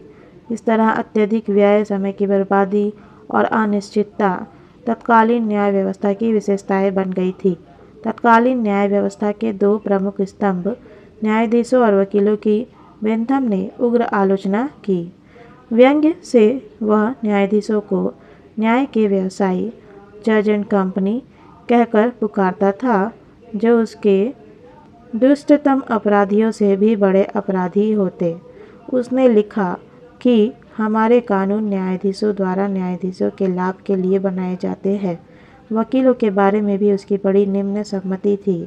उसके अनुसार ये आलसी, सत असत में भेद करने में असमर्थ, अदूरदर्शी, जिद्दी, सार्वजनिक उपयोगिता के सिद्धांत की अवहेलना करने वाले, स्वार्थी तथा अधिकारियों के इशारे पर नाचने वाले होते हैं। न्यायाधीशों और वकीलों के न्याय व्यवस्था में निहित स्वार्थों की वजह से वह लाभ कमाने का एक धंधा बन गई थी, जो बेंथम के अनुसार जनता को ठगने का एक षड्यंत्र के रूप में थी। अतः उसने उसकी कटु आलोचना करते हुए उसमें व्यापक और बुनियादी सुधारों की आवश्यकता पर बल दिया, जिससे उसकी कार्यविधि को इस ढंग से सुधारा जा सके कि सर्वसाधारण के लिए न्याय प्राप्त करना सुलभ हो जाए। इस दृष्टि से उसने न्यायाधीशों की निरंकुशता को दूर करने और उनमें उत्तरदायित्व की भावनाओं को जागृत करने तथा न्याय को कम खर्चीला और सर्वसुलभ बनाने के लिए कई सुधारों के सुझाव दिए, जिनके फलस्वरूप इंग्लैंड की न्याय व्यवस्था में कई मौलिक और बुनियादी सुधार हुए और उसका स्वस्थ दिशा में विकास संभव हुआ। दंड व्यवस्था संबंधी उपयोगितावादी धारणा, utilitarian concept of punishment. Bentham ने दंड व्यवस्था और जेल सुधार के संबंध में उपयोगितावादी दृष्टिकोण से चिंतन किया और उसी के अनुसार उनमें सुधार के लिए अपने सुझाव दिए। बेंथम अपने समय में इंग्लैंड में प्रचलित दंड व्यवस्था से बड़ा असंतुष्ट था और इसलिए उसका उग्र विरोधी था, क्योंकि वह बहुत अमानुषिक और कठोर थी। छोटे छोटे अपराध जैसे एक चम्मच की चोरी के लिए भी प्राण दंड देने की व्यवस्था थी। बेंथम के अनुसार यह व्यवस्था न तो सामाजिक हित के अनुकूल थी और न अपराधी को अपराध करने से विमुख करने में समर्थ थी। अतः इस संबंध में उसका विचार था कि दंड का उद्देश्य बदला लेना नहीं, वरन अपराधी और समाज के सुधार का होना चाहिए, और इसलिए दंड की मात्रा अपराध की मात्रा और गंभीरता के अनुपात में ही होनी चाहिए, ना वह उससे ज़्यादा होनी चाहिए ना कम, क्योंकि दोनों ही स्थितियों में दंड व्यवस्था समाज सुधार के अपने लक्ष्य प्राप्त करने में असफल रहेगी। अर्थात सामाजिक कल्याण ही दंड व्यवस्था का मापदंड होना चाहिए। इस आधार पर अपराधी के लिए दंड निर्धारित करते समय बेंथम के अनुसार जिन बातों पर ध्यान देना चाहिए वो इस प्रकार है। वे परिस्थितियाँ जिनमें अपराधी अपराध करने के लिए प्रेरित हुआ। अपराध की प्रकृति कैसी है, गंभीर या असाधारण? अपराध करने में अपराधी का उद्देश्य क्या था? अपराध द्वारा किस प्रकार से व्यक्ति को हानि पहुंची है तथा दंड देने के उद्देश्य इस प्रकार होने चाहिए। दंड अपराध की मात्रा के अनुपात में हो। दंड का उद्देश्य अपराधी को अनावश्यक पीड़ा पहुंचाना ना हो तथा जैसे अपराधों के लिए दंड की समान व्यवस्था हो। दंड का आदर्श हो अर्थात शिक्षाप्रद हो। दंड का उद्देश्य अपराधी एवं समाज का सुधार करना हो। दंड के द्वारा उस व्यक्ति की क्षतिपूर्ति की जाए जिसको अपराधी से क्षति हुई है। अपराधी को लोकप्रियता से दूर रखा जाए, नहीं तो दंड का उद्देश्य पूर्ण होना कठिन होगा। अपराध के पुनर्वलोकन की व्यवस्था हो ताकि गलत रूप से दिए गए दंड में आवश्यक परिवर्तन संभव हो सके। इस तरह बेंथम अपराधी को दंडित करने में पूर्ण निष्पक्षता से काम लेने और अपराध के अनुपात में दंड देने का समर्थक था। इसी बात की ओर लक्ष्य करते हुए डेविडसन का कथन है कि बेंथम का विचार था कि दंड देने में भावना या दुर्भावना से काम नहीं लिया जाना चाहिए। इन विभिन्न उद्देश्यों से प्रेरित दंड व्यवस्था का समर्थक होने के कारण बेंथम समाज कल्याण की दृष्टि से केवल गंभीर अपराधों के लिए ही मृत्यु दंड का पक्षपाती था। इसी तरह दंड की निश्चितता और निष्पक्षता का समर्थक होने के कारण वह अपराधियों को क्षमा किए जाने के भी विरुद्ध था। जेल सुधार संबंधी सुझाव, suggestions regarding jail reforms. Bentham के समय में ब्रिटिश जेल खानों की दशा अत्यंत शोचनीय और असंतोषजनक थी, इसलिए इस संबंध में वह बहुत क्षुब्ध और चिंतित था। उस समय अपराधियों के साथ पशुवत व्यवहार किया जाता था। उन्हें सीलन भी अंधेरी काल कोठरियों में बंद कर रखा जाता था और निकृष्टम खाना खाने के लिए दिया जाता था। गंभीर और साधारण तथा बाल और परिपक्व उम्र के अपराधियों के साथ साथ रखा जाता था। फलतः नए अपराधी उनके स्वभाव से पक्के अपराधी बन जाते थे। इस तरह जेल खाने एक तरफ तो अपराधियों के लिए प्रशिक्षण केंद्र और दूसरी तरफ यातना गृह के रूप में थे। बेंथम उनके इस चरित्र को समाप्त करना चाहता था और उन्हें सुधार गृह के रूप में परिवर्तित करना चाहता था, जहां अपराधियों को सजा काटने के दौरान लाभदायक काम का प्रशिक्षण दिया जा सके, ताकि सजा काटने के बाद जेल से बाहर आने पर वे एक उपयोगी और सम्मानजनक जीवन व्यतीत कर सके। बेंथम के समय में हार्वर्ड नामक समाज सुधारक जेल खानों के सुधार को लिए प्रयत्न कर रहा था। बेंथम ने उसे इस कार्य में अपना पूरा सहयोग और समर्थन दिया और जेल खानों के सुधार के लिए एक आदर्श जेल का नमूना तैयार किया, जिसे उसने पेनऑप्टिकॉन का नाम दिया, जिसका शाब्दिक अर्थ है पेन अर्थात सर्व और ऑप्टिकॉन अर्थात दृष्टा अर्थात सर्वदृष्टा बंदीगृह।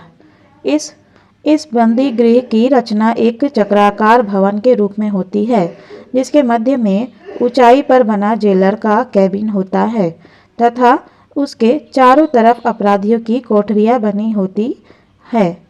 इस प्रकार के बंदी गृह में जेलर अपनी कैबिन में बैठा हुआ अपने चारों तरफ बनी कोठरियों में रहने वाले बंदियों की दिनचर्या की देखरेख कर सकता है तथा आवश्यकता अनुसार उनके सुधार के लिए उन्हें अपने केबिन से ही निर्देश दे सकता है।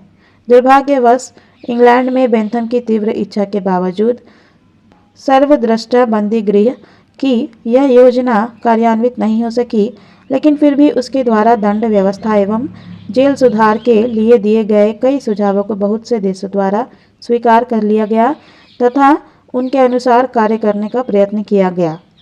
इस प्रकार बेंथम ने लगभग मानव जीवन के हर क्षेत्र में सुधारों की योजना प्रस्तुत की तथा उन्हें कार्यान्वित करने के लिए आंदोलन कर जनमानस को प्रेरित किया।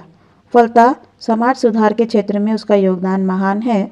इस ओर संकेत करते हुए एबेनस्टाइन ने ठीक ही लिखा है कि पिछली 5 पीढ़ियों में ब्रिटेन में कोई ऐसा सुधार नहीं हुआ जिसका मूल प्रेरणा स्रोत बेंथम नहीं रहा हो। बेंथम द्वारा प्रतिपादित उपयोगितावादी सिद्धांतों की आलोचना, criticism of the utilitarian principles propounded bye Bentham. Bentham द्वारा प्रतिपादित विभिन्न उपयोगितावादी सिद्धांतों की अग्रलिखित आधारों पर कटु आलोचना की गई है। बेंथम का दर्शन पूर्णतः भौतिकवादी है। उपयोगितावाद के विरुद्ध सबसे पहला तर्क यह दिया गया है कि यह एक पूर्णतः भौतिकवादी दर्शन है। उपयोगितावाद और भौतिकवाद दोनों को एक दूसरे का पर्यायवाची माना जा सकता है, क्योंकि उपयोगितावाद के अनुसार भौतिक आनंद ही एकमात्र महत्वपूर्ण वस्तु है। अतः नैतिकता, अंतरात्मा तथा सत और असत की भावनाओं का मनुष्य जीवन में न तो कोई महत्व है और न कोई स्थान। अधिक व्यक्तियों द्वारा कुछ व्यक्तियों को अपने सुख के लिए लूटना एक न्याय उचित कार्य है, क्योंकि इससे अधिकतम व्यक्तियों का अधिकतम सुख का लक्ष्य सिद्ध होता है। इसी बात की ओर संकेत करते हुए प्रोफेसर मुरे का कथन काफ़ी उचित है कि यदि बेंथम के अनुसार हम अंतःकरण को स्वीकार नहीं करते तो नैतिक और अनैतिक कार्य का कोई भेद नहीं रहेगा, केवल उपयोगी तथा अनुपयोगी कार्य ही रहेंगे। यदि व्यक्ति के अंतःकरण को अस्वीकार किया जाए तो इन व्यक्तियों से बनने वाले समाज का सामूहिक अंतःकरण भी नहीं होगा। अपराधी की समाज को निंदा को अनुभूति नहीं होगी। फलतः उपयोगितावादी सिद्धांतों पर आधारित नैतिकता विहीन समाज घोर अराजकता का शिकार होकर समाज में रहने का जो मनुष्य का उद्देश्य है उसे ही नष्ट कर देगा। भ्रांत धारणाओं पर आधारित उपयोगितावादी दर्शन मनोवैज्ञानिक तथा नीतिशास्त्र की दृष्टि से भ्रांत धारणाओं पर आधारित है। बेंथम मानव स्वभाव को मात्र सुखवादी मानता है और मनुष्य को निरंतर अपने सुख के पीछे दौड़ने वाला एक स्वार्थी प्राणी। मनुष्य स्वभाव के संबंध में बेंथम का यह विचार सही नहीं माना जा सकता, क्योंकि मनुष्य के सभी कार्य सिर्फ स्वार्थ प्रेरित नहीं होते, वह परमार्थ से प्रेरित होकर भी बहुत से कार्य करता है। वह सिर्फ अपने लिए ही नहीं वरन दूसरों के लिए भी जीता है, उनके स्वार्थ और सुख का भी ध्यान रखता है। उसके चरित्र में अपने स्वार्थ के साथ त्याग, बलिदान, प्रेम, दया, परोपकार आदि की भावनाओं का भी समावेश होता है, जिनके वशीभूत होकर वह अपने स्वार्थ को छोड़ निस्वार्थ सेवा के मार्ग में अग्रसर होने में सफल होता है। अतः मनुष्य को सिर्फ स्वार्थी और अपने सुखों के पीछे दौड़ने वाला प्राणी समझना उपयोगितावाद का एक प्रमुख दोष है, जिसकी ओर संकेत करते हुए सेबाइन का कथन है कि उसमें यानी बेंथम में मनोवैज्ञानिक निरीक्षण की ना तो कोई विशेष योग्यता थी और ना विशेष रुचि, लेकिन फिर भी वह आचार विज्ञानों का न्यूटन बनना चाहता था। सुख सिर्फ मात्रात्मक ही नहीं गुणात्मक भी होता है। उपयोगितावादी विचारधारा का तीसरा प्रमुख दोष उसकी यह मान्यता है कि सुख मात्रात्मक होता है, गुणात्मक नहीं। यह एक भयावह निष्कर्ष है। बेंथम खेल, कविता, पुष्पिन पोइट्री का सुख प्रस्तुत करके वह प्रतिपादित करने का प्रयास करता है कि विभिन्न पदार्थों और कार्यों से प्राप्त होने वाले सुख मात्रा से कम ज़्यादा हो सकते हैं, लेकिन गुण में समान होते हैं। चाहे आप महाकाव्य का अध्ययन कीजिए या फुटबॉल का खेल खेलिए, दोनों से प्राप्त होने वाला आनंद गुणात्मक दृष्टि से समान होगा। बेंथम के इस निष्कर्ष के कारण आलोचकों ने उपयोगितावाद को सुअर दर्शन, पिग फिलॉसफी के नाम से पुकारा है, क्योंकि जैसा कि व्यावहारिक दृष्टि से स्वयं सिद्ध है, विभिन्न वस्तुओं से प्राप्त होने वाले सुख में सिर्फ मात्रात्मक अंतर ही नहीं, गुणात्मक अंतर भी होता है, जो उसके चरित्र को ही बदल देता है। स्वादिष्ट भोजन का सुख अपने ढंग का है और आत्मिक आनंद अपने ढंग का।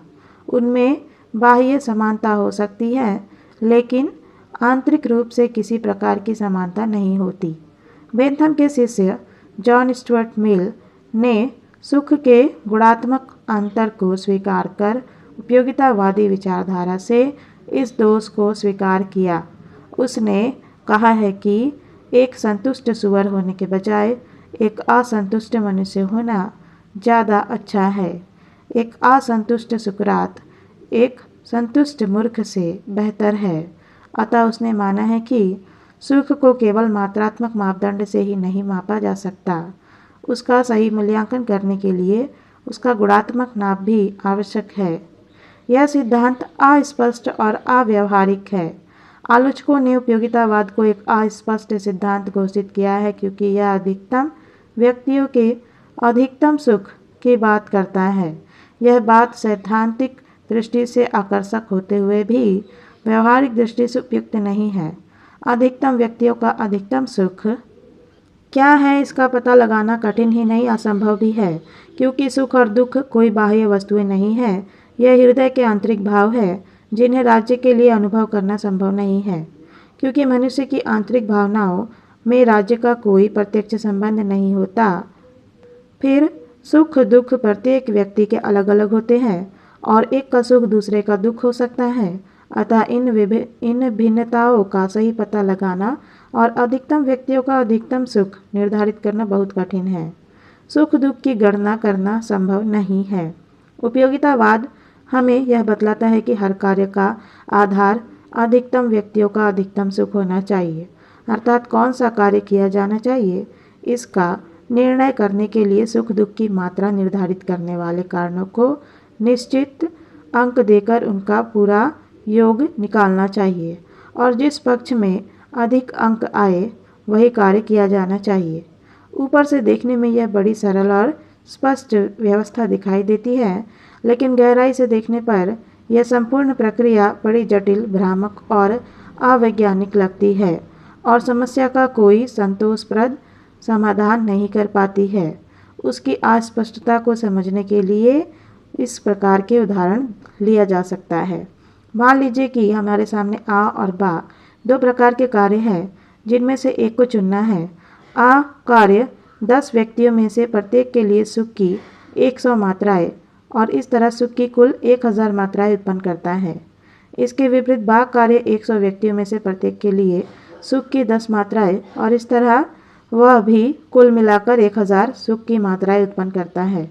इस प्रकार दोनों कार्य सुख की समान मात्राएं उत्पन्न करती है, यद्यपि व्यक्तियों का अनुपात अलग अलग है।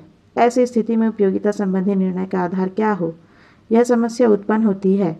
उसका निर्णय अधिकतम सुख के आधार पर किया जाए या अधिकतम व्यक्तियों के आधार पर किया जाए। इस संबंध में बेंथम की सुख मापक गणना पद्धति हेडोनिस्टिक कैलकुलस हमारा कोई पथ प्रदर्शन नहीं करती। उसे हमारे सामने यह स्पष्ट नहीं होता है कि कौन सा कार्य करना उचित है और कौन सा अनुचित।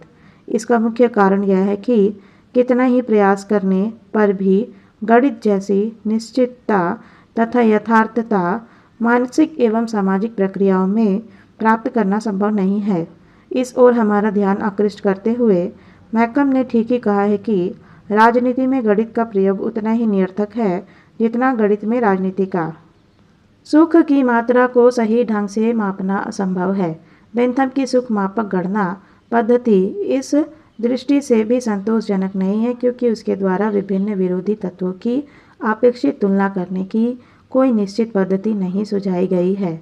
उदाहरण के लिए बेंथम का कथन है कि सुख की मात्रा का निर्धारण करते हुए हमें उसके घनत्व यानी इंटेंसिटी और अवधि ड्यूरेशन दोनों को ध्यान में रखना चाहिए।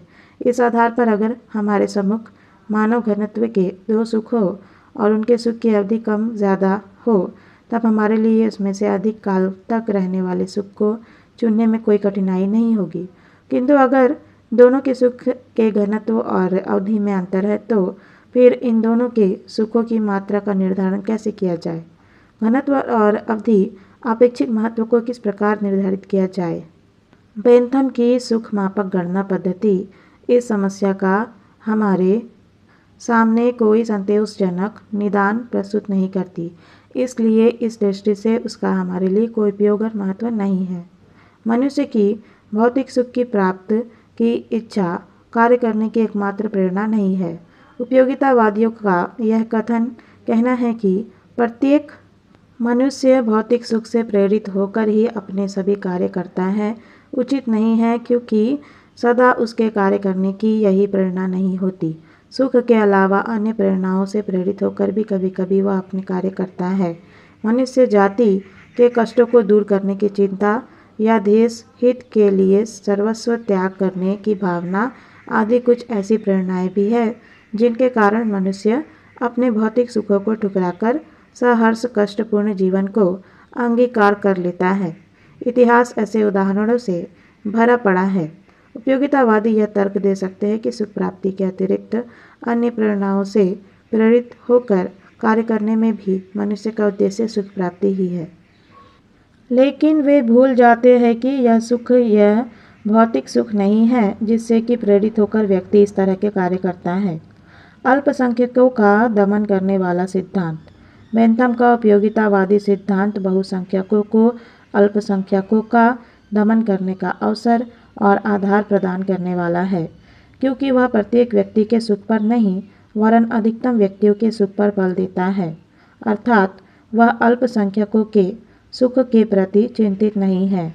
अतः क्या इसे न्यायोचित ठहराया जा सकता है कि बहुसंख्यक वर्ग अल्पसंख्यक वर्ग के सुखों की परवाह न करते हुए अपने आनंद उपभोग की व्यवस्था करे? बेंथम के अनुसार यह न्यायोचित है लेकिन न्याय और नीतिशास्त्र की दृष्टि से नहीं। अगर इसे उचित मान लिया जाए तो इसके भीषण परिणाम हो सकते हैं। कोई भी धूर्त शासन बहुसंख्यकों की आड़ लेकर अल्पसंख्यकों का दमन उचित ठहरा सकता है, उन पर अत्याचार कर सकता है या उन्हें अधिकार विहीन बनाकर मानव उचित जीवन यापन के साधनों से वंचित कर सकता है।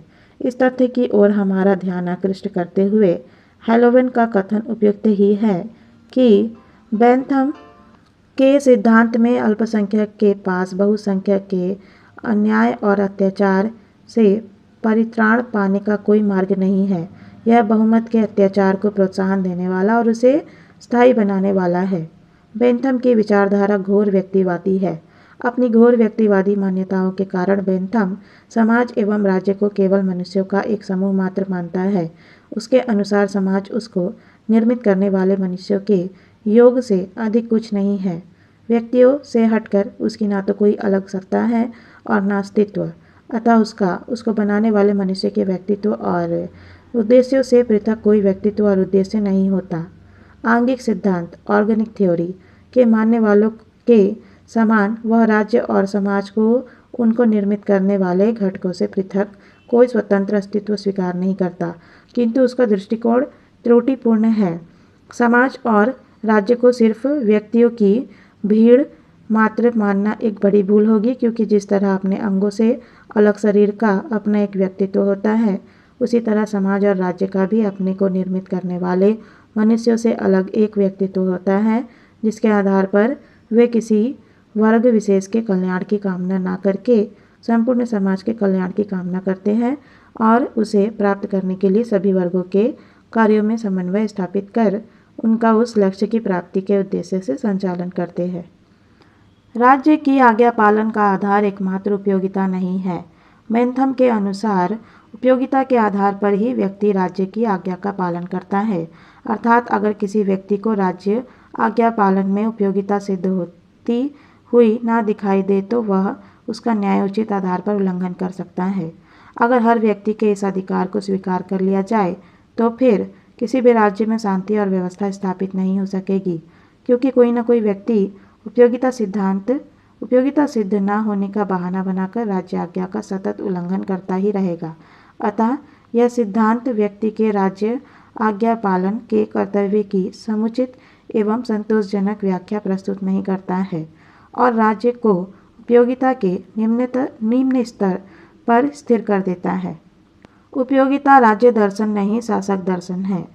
बेंथम के उपयोगितावादी दर्शन का एक मुख्य दोष यह भी है कि वह राज्य दर्शन नहीं वरन सिर्फ शासक दर्शन है।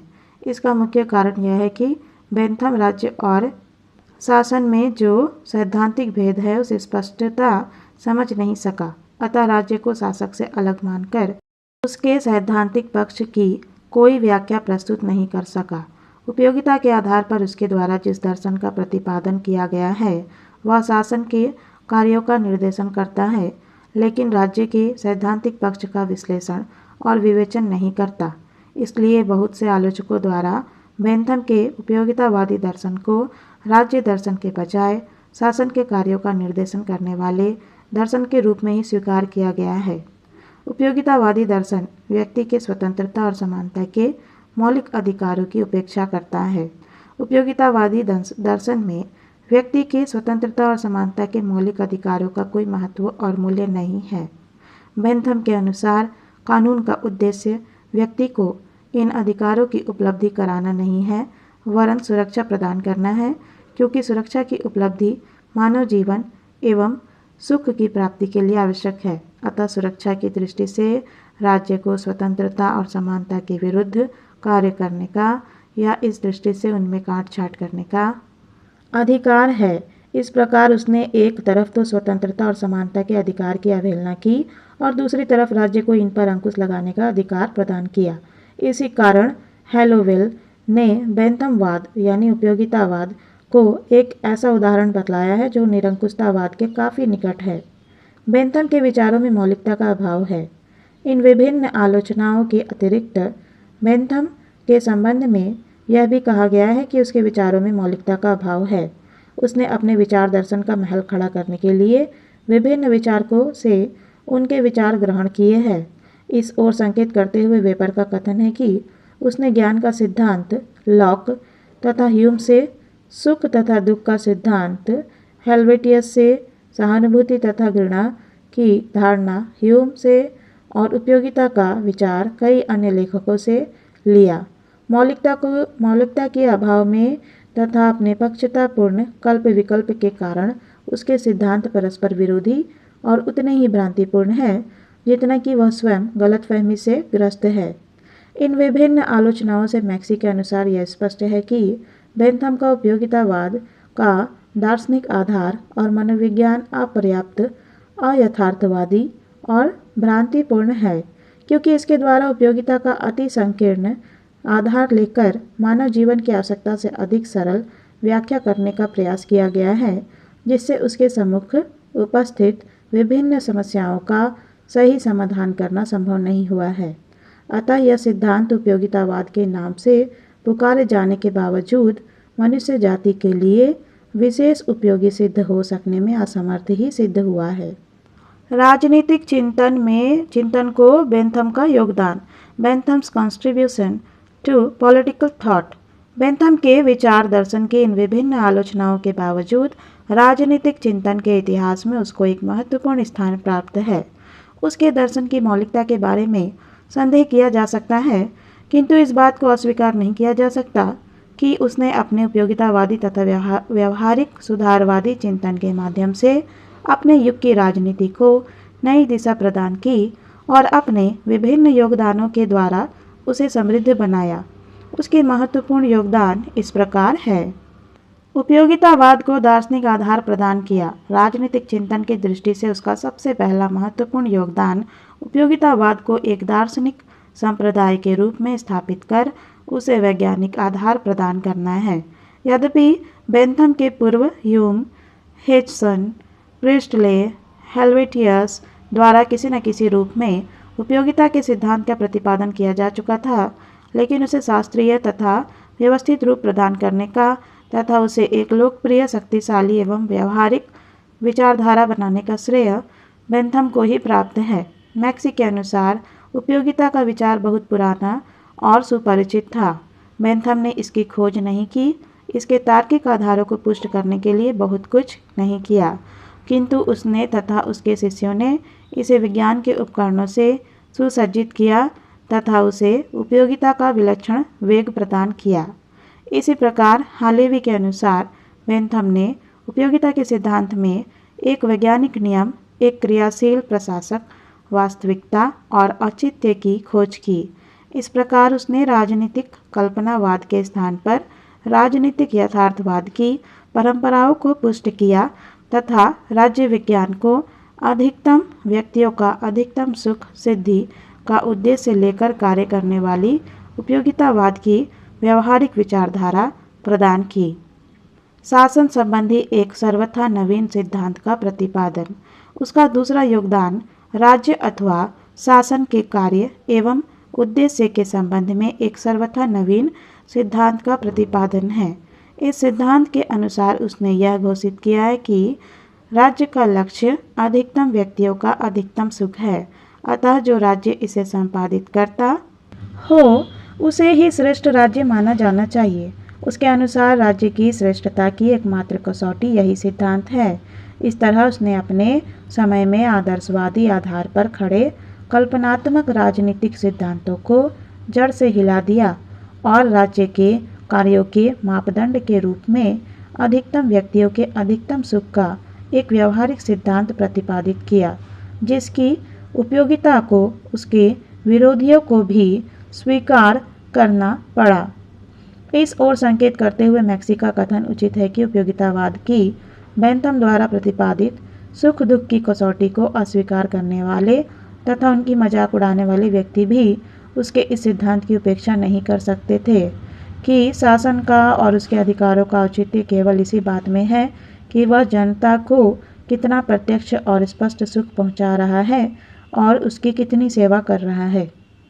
अतः बेंथम की यह दृढ़ मान्यता थी कि वह राज्य अच्छा राज्य है जो अपने नागरिकों की विभिन्न प्रकार से सेवा करता है। उसके इस सत्य को उसके विरोधियों ने भी स्वीकार किया। कानून सुधार आंदोलन का जन्मदाता। उसका तीसरा बड़ा योगदान कानून सुधार के क्षेत्र में है। इस क्षेत्र में उसका योगदान सर्वाधिक है। इंग्लैंड तथा अन्य देशों में आधुनिक समय में चलने वाले सभी सुधारवादी आंदोलन उसके विचारों से प्रभावित रहे हैं। इस क्षेत्र में उसके योगदान का उल्लेख करते हुए सेबाइन का कथन है कि बेंथम के न्यायशास्त्र संबंधी विचारों के आधार पर इंग्लैंड की न्याय व्यवस्था में आमूल सुधार हुआ और 19वीं शताब्दी में उसे पूर्णतः संशोधित करके आधुनिक रूप से दे दिया गया। यद्यपि बेंथम के विचारों को एक ही समय में व्यवस्थित रूप से कार्यान्वित नहीं किया गया और उसके कुछ विचार विशेषकर ब्रिटिश विधि को संहिताबद्ध करने से संबंधित विचार कभी स्वीकार नहीं किए गए, तथापि इंग्लैंड में एक के बाद एक अधिनियम बनाकर विधि और न्यायालयों का पूरा सुधार किया गया तथा अधिकांश अवस्थाओं में बेंथम की आलोचनाओं के अनुसार निर्दिष्ट मार्ग ग्रहण किया गया। सर फ्रेडरिक पोलक ने ठीक कहा है कि 19वीं शताब्दी में इंग्लैंड में विधि के क्षेत्र में जो भी सुधार हुए उन पर बेंथम का प्रभाव स्पष्ट देखा जा सकता है। बेंथम के नेतृत्व में कानून सुधार के क्षेत्र में चलने वाले आंदोलन के कारण इंग्लैंड व कई अन्य देशों की कानून प्रणालियों में कई मौलिक सुधारों का कार्य संपन्न हुआ। कानूनों को स्पष्ट, सरल और संहिताबद्ध किया गया। बेंथम के इन विचारों का governor general Lord William Bentinck के माध्यम से भारत पर भी प्रभाव पड़ा। बेंथम के विचारों से प्रभावित लॉर्ड बेंटिक ने अपने कार्यकाल में भारत में सामाजिक, आर्थिक, राजनीतिक आदि कई क्षेत्रों में सुधार किए। लॉर्ड बेंटिक बेंथम से इतना प्रभावित था कि जब उसे भारत का गवर्नर जनरल नियुक्त किया गया तो उसने बेंथम को लिखा कि वास्तव में भारत का गवर्नर जनरल बनकर मैं नहीं वरन आप ही जा रहे हैं। कानून और संप्रभुता को व्यावहारिक आधार प्रदान करना। उसका यानी बेंथम का चौथा योगदान कानून और संप्रभुता के क्षेत्र में है।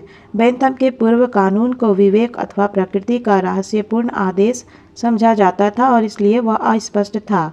बेंथम ने इस अस्पष्टता को दूर किया और कहा कि कानून का मूल स्रोत विवेक या प्रकृति नहीं वरन उपयोगिता है। अतः कानून का पालन कोई नैतिक या धार्मिक कर्तव्य नहीं है। इस तरह उसने मैकियावेली की भांति राजनीति और नैतिकता के पृथकत्व को प्रतिपादित किया और कहा कि कानून का कहाँ तक पालन होना चाहिए और कब उसकी अवज्ञा की जानी चाहिए, जनता को इसका निर्धारण अन्य किसी आधार पर करने के बजाय उपयोगिता के आधार पर करना चाहिए, क्योंकि उपयोगिता ही उसका एकमात्र मापदंड और आधार है। उपयोगिता के इसी आधार पर बेंथम ही वह पहला व्यक्ति था जिसने विधि शास्त्र ज्यूरिस्प्रूडेंस के मौलिक सिद्धांतों की विवेचना की और उसे दीवानी, फौजदारी प्रक्रिया, विधि संबंधी एवं न्यायालय संगठन आदि सभी शाखाओं पर विधिवत रूप से लागू किया। उसके इस योगदान की ओर संकेत करते हुए सेबाइन का कथन है कि बेंथम का विधि शास्त्र केवल उसकी ही सबसे महान रचना नहीं है, वरन यह 19वीं शताब्दी की एक अत्यधिक उल्लेखनीय बौद्धिक उपलब्धि है। राजनीतिक चिंतन को सुधारवादी रूप प्रदान किया। उसका पांचवा योगदान राजनीतिक चिंतन को रूढ़िवादी और उग्रवादी दोनों ही अतिवादी रूपों से मुक्त करके उसे सुधारवादी रूप प्रदान करने के संबंध में है। उसके समय में राजनीतिक चिंतन इन दोनों ही व्याधियों से पीड़ित था। रूढ़िवादी दैवी सिद्धांत के आधार पर शासकों के शासन करने के निरंकुश अधिकार का और उनके विरोध में उग्रवादी मनुष्य के स्वतंत्रता और समानता के प्राकृतिक अधिकार का समर्थन कर रहे। बेंथम ने इन दोनों ही धारणाओं को मूर्खतापूर्ण और भ्रामक बताया और कहा कि ना तो किसी को जन्मजात के रूप में शासन करने का अधिकार है, न स्वतंत्र रहने का, वरन वास्तविक तथ्य तो राज्य की शक्ति का है जिसे उसके वास्तविक रूप में समझा जाना चाहिए और मनुष्य के हितों की पूर्ति के लिए उपयोगिता के आधार पर उसका प्रयोग किया जाना चाहिए। अपने इस यथार्थवादी दृष्टिकोण के आधार पर उसने राज्य शक्ति का सूक्ष्म विश्लेषण किया तथा उसके वास्तविक रूप को स्पष्ट करने का प्रयास किया। डनिंग इस ओर संकेत करते हुए कहता है कि क्रांति के समय का संपूर्ण दर्शन अस्पष्टता तथा भ्रम से पीड़ित था। बेंथम ने उसकी इस स्थिति पर तीव्र प्रकाश डाला और उसे स्पष्ट बनाया। राज्य के उपयोगितावादी रूप का प्रतिपादन किया। उसका छठा योगदान राज्य की उत्पत्ति से संबंधित सामाजिक समझौता सिद्धांत का खंडन करने के संबंध में है। बेंथम से पूर्व सामाजिक समझौते का सिद्धांत अत्यंत लोकप्रिय और सर्वमान्य सिद्धांत था। इस सिद्धांत के अनुसार यह माना जाता था कि राज्य सुदूर अतीत में संपन्न होने वाले एक सामाजिक समझौते का परिणाम है। बेंथम ने इस विचार का खंडन किया और कहा कि राज्य समझौते का परिणाम नहीं है, वरन जनता की उपयोगिता के आधार पर राज्य की आज्ञा पालन करने की स्वाभाविक प्रवृत्ति का परिणाम है। इससे उसे जो सुख प्राप्त होना है वह अवज्ञा से प्राप्त होने वाले सुख से अधिक है। इसलिए राज्य की आज्ञा पालन करना उसके हित में है। अतः राज्य उपयोगिता का परिणाम है, समझौते का नहीं। इस सिद्धांत का प्रतिपादन करके बेंथम ने राजनीतिक क्षेत्र में यथार्थवादी चिंतन के क्रम को प्रारंभ किया, जिससे वह कल्पनावादी, अवास्तविक और अव्यवहारिक सिद्धांतों से मुक्त होकर लोक कल्याणकारी रूप ग्रहण कर सका। सुधारवाद की प्रभावपूर्णता के प्रति लोगों में विश्वास जागृत किया। उसका सातवां योगदान यानी बेंथम का सातवां योगदान ब्रिटिश जनजीवन में और उसके माध्यम से विश्व जनजीवन में क्रांतियों की तुलना में सुधारों के माध्यम से सनय सनय परिवर्तन करने की उपयोगिता में विश्वास जागृत करने के रूप में है।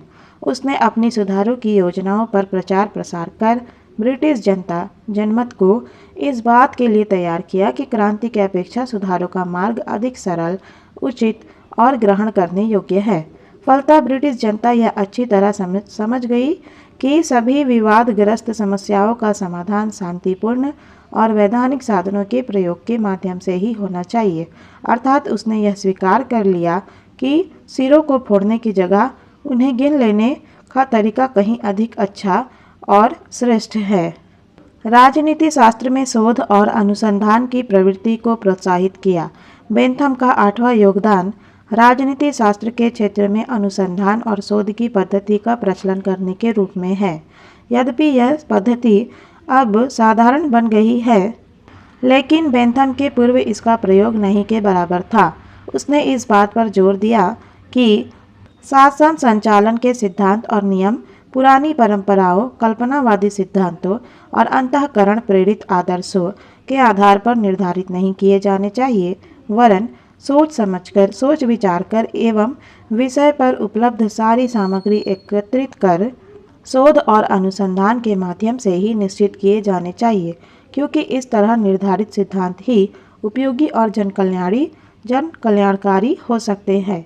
इस तरह आधुनिक युग में राज्य की नीति एवं कार्यक्रम के निर्धारण के संबंध में शोध की पद्धति का प्रयोग एवं समर्थन करने वाला वह पहला व्यक्ति था। इस प्रकार बेंथम ने विविध रूप से राजनीतिक चिंतन को समृद्ध बनाया। उसके इस संबंध में दिए गए योगदान की चर्चा करते हुए मैक्सी ने उपयुक्त ही कहा है कि अपने निर्मम तर्क के द्वारा बेंथम ने उग्रतावादी और रूढ़िवादी विचार की प्राचीन धारणाओं को निष्प्रभ कर दिया। स्वतंत्र तथा निरंकुश राज्यों के सैद्धांतिक मतभेदों को उसने नष्ट कर दिया। उसने यह घोषित किया कि दैविक अधिकार, सामंती अधिकार, ऐतिहासिक अधिकार, प्राकृतिक अधिकार, समझौतावादी अधिकार तथा संवैधानिक अधिकार मूर्खतापूर्ण है। उसने घोषणा की कि न तो शासन करने का कोई अधिकार है न स्वतंत्रता का। यहाँ तो केवल एक सत्य है और वह है शक्ति का तथा वे परिस्थितियाँ जिन्होंने उस शक्ति को सत्य बनाया है। किसी निरपेक्ष सत्य में विश्वास करना मूर्खता है। एक विवेकपूर्ण शासन कला और एक बुद्धिमत्तापूर्ण नागरिकता का कर्तव्य है कि वह शक्ति द्वारा निर्मित कानूनों के स्वरूप को समझे और कल्याणकारी उद्देश्यों के लिए उनका प्रयोग करे। बेंथम का प्रभाव, बेंथम्स इन्फ्लुएंस। बेंथम का दर्शन, जिसे दार्शनिक उग्रवाद, फिलोसॉफिकल रेडिकलिज्म के नाम से पुकारा जाता है, बहुत प्रभावपूर्ण सिद्ध हुआ। ब्रिटेन के अतिरिक्त फ्रांस, स्पेन, रूस, पुर्तगाल और दक्षिणी अमेरिका के कई देशों में उसने उग्र सुधारवादी आंदोलनों को जन्म दिया और उन्हें शक्तिशाली बनाकर सफलता के लक्ष्य तक पहुंचाया। कारागृह सुधार आंदोलनों में उसका नाम अग्रणी है और कानूनों को संहिताबद्ध करने के क्षेत्र में वह अद्वितीय रूप से प्रसिद्ध है। यही नहीं, उसने अपने विचारों से अपने बाद में आने वाली पीढ़ियों के विचारों को गहन रूप से प्रभावित किया और उन्हें विभिन्न अनुदान देने योग्य बताया। इस ओर संकेत करते हुए प्रोफेसर डनिंग का कहना है कि कई प्रबुद्ध और उत्सुक मस्तिष्कों ने उससे प्रेरणा ग्रहण की, जिससे कि सामाजिक विज्ञानों की विभिन्न शाखाओं को उनके द्वारा दिए गए योगदानों का स्वरूप निर्धारित हुआ। डेविड रिकार्डो, जेम्स मिल, जॉर्ज ग्रोट, जॉन ऑस्टिन और जॉन स्टुअर्ट मिल इनमें से मुख्य है। इन्होंने आचार शास्त्र, अर्थशास्त्र, इतिहास और न्यायशास्त्र के क्षेत्र में नए मूल्यों की स्थापना कर अपने युग के बौद्धिक जीवन पर गहरा प्रभाव डाला, क्योंकि इन सब लोगों का चिंतन स्पष्टता बेंथम के चिंतन से प्रेरित था। वह राजनीतिक दर्शन के क्षेत्र में चलने वाले नए आंदोलन की एक सशक्त लहर का प्रतीक बन गया।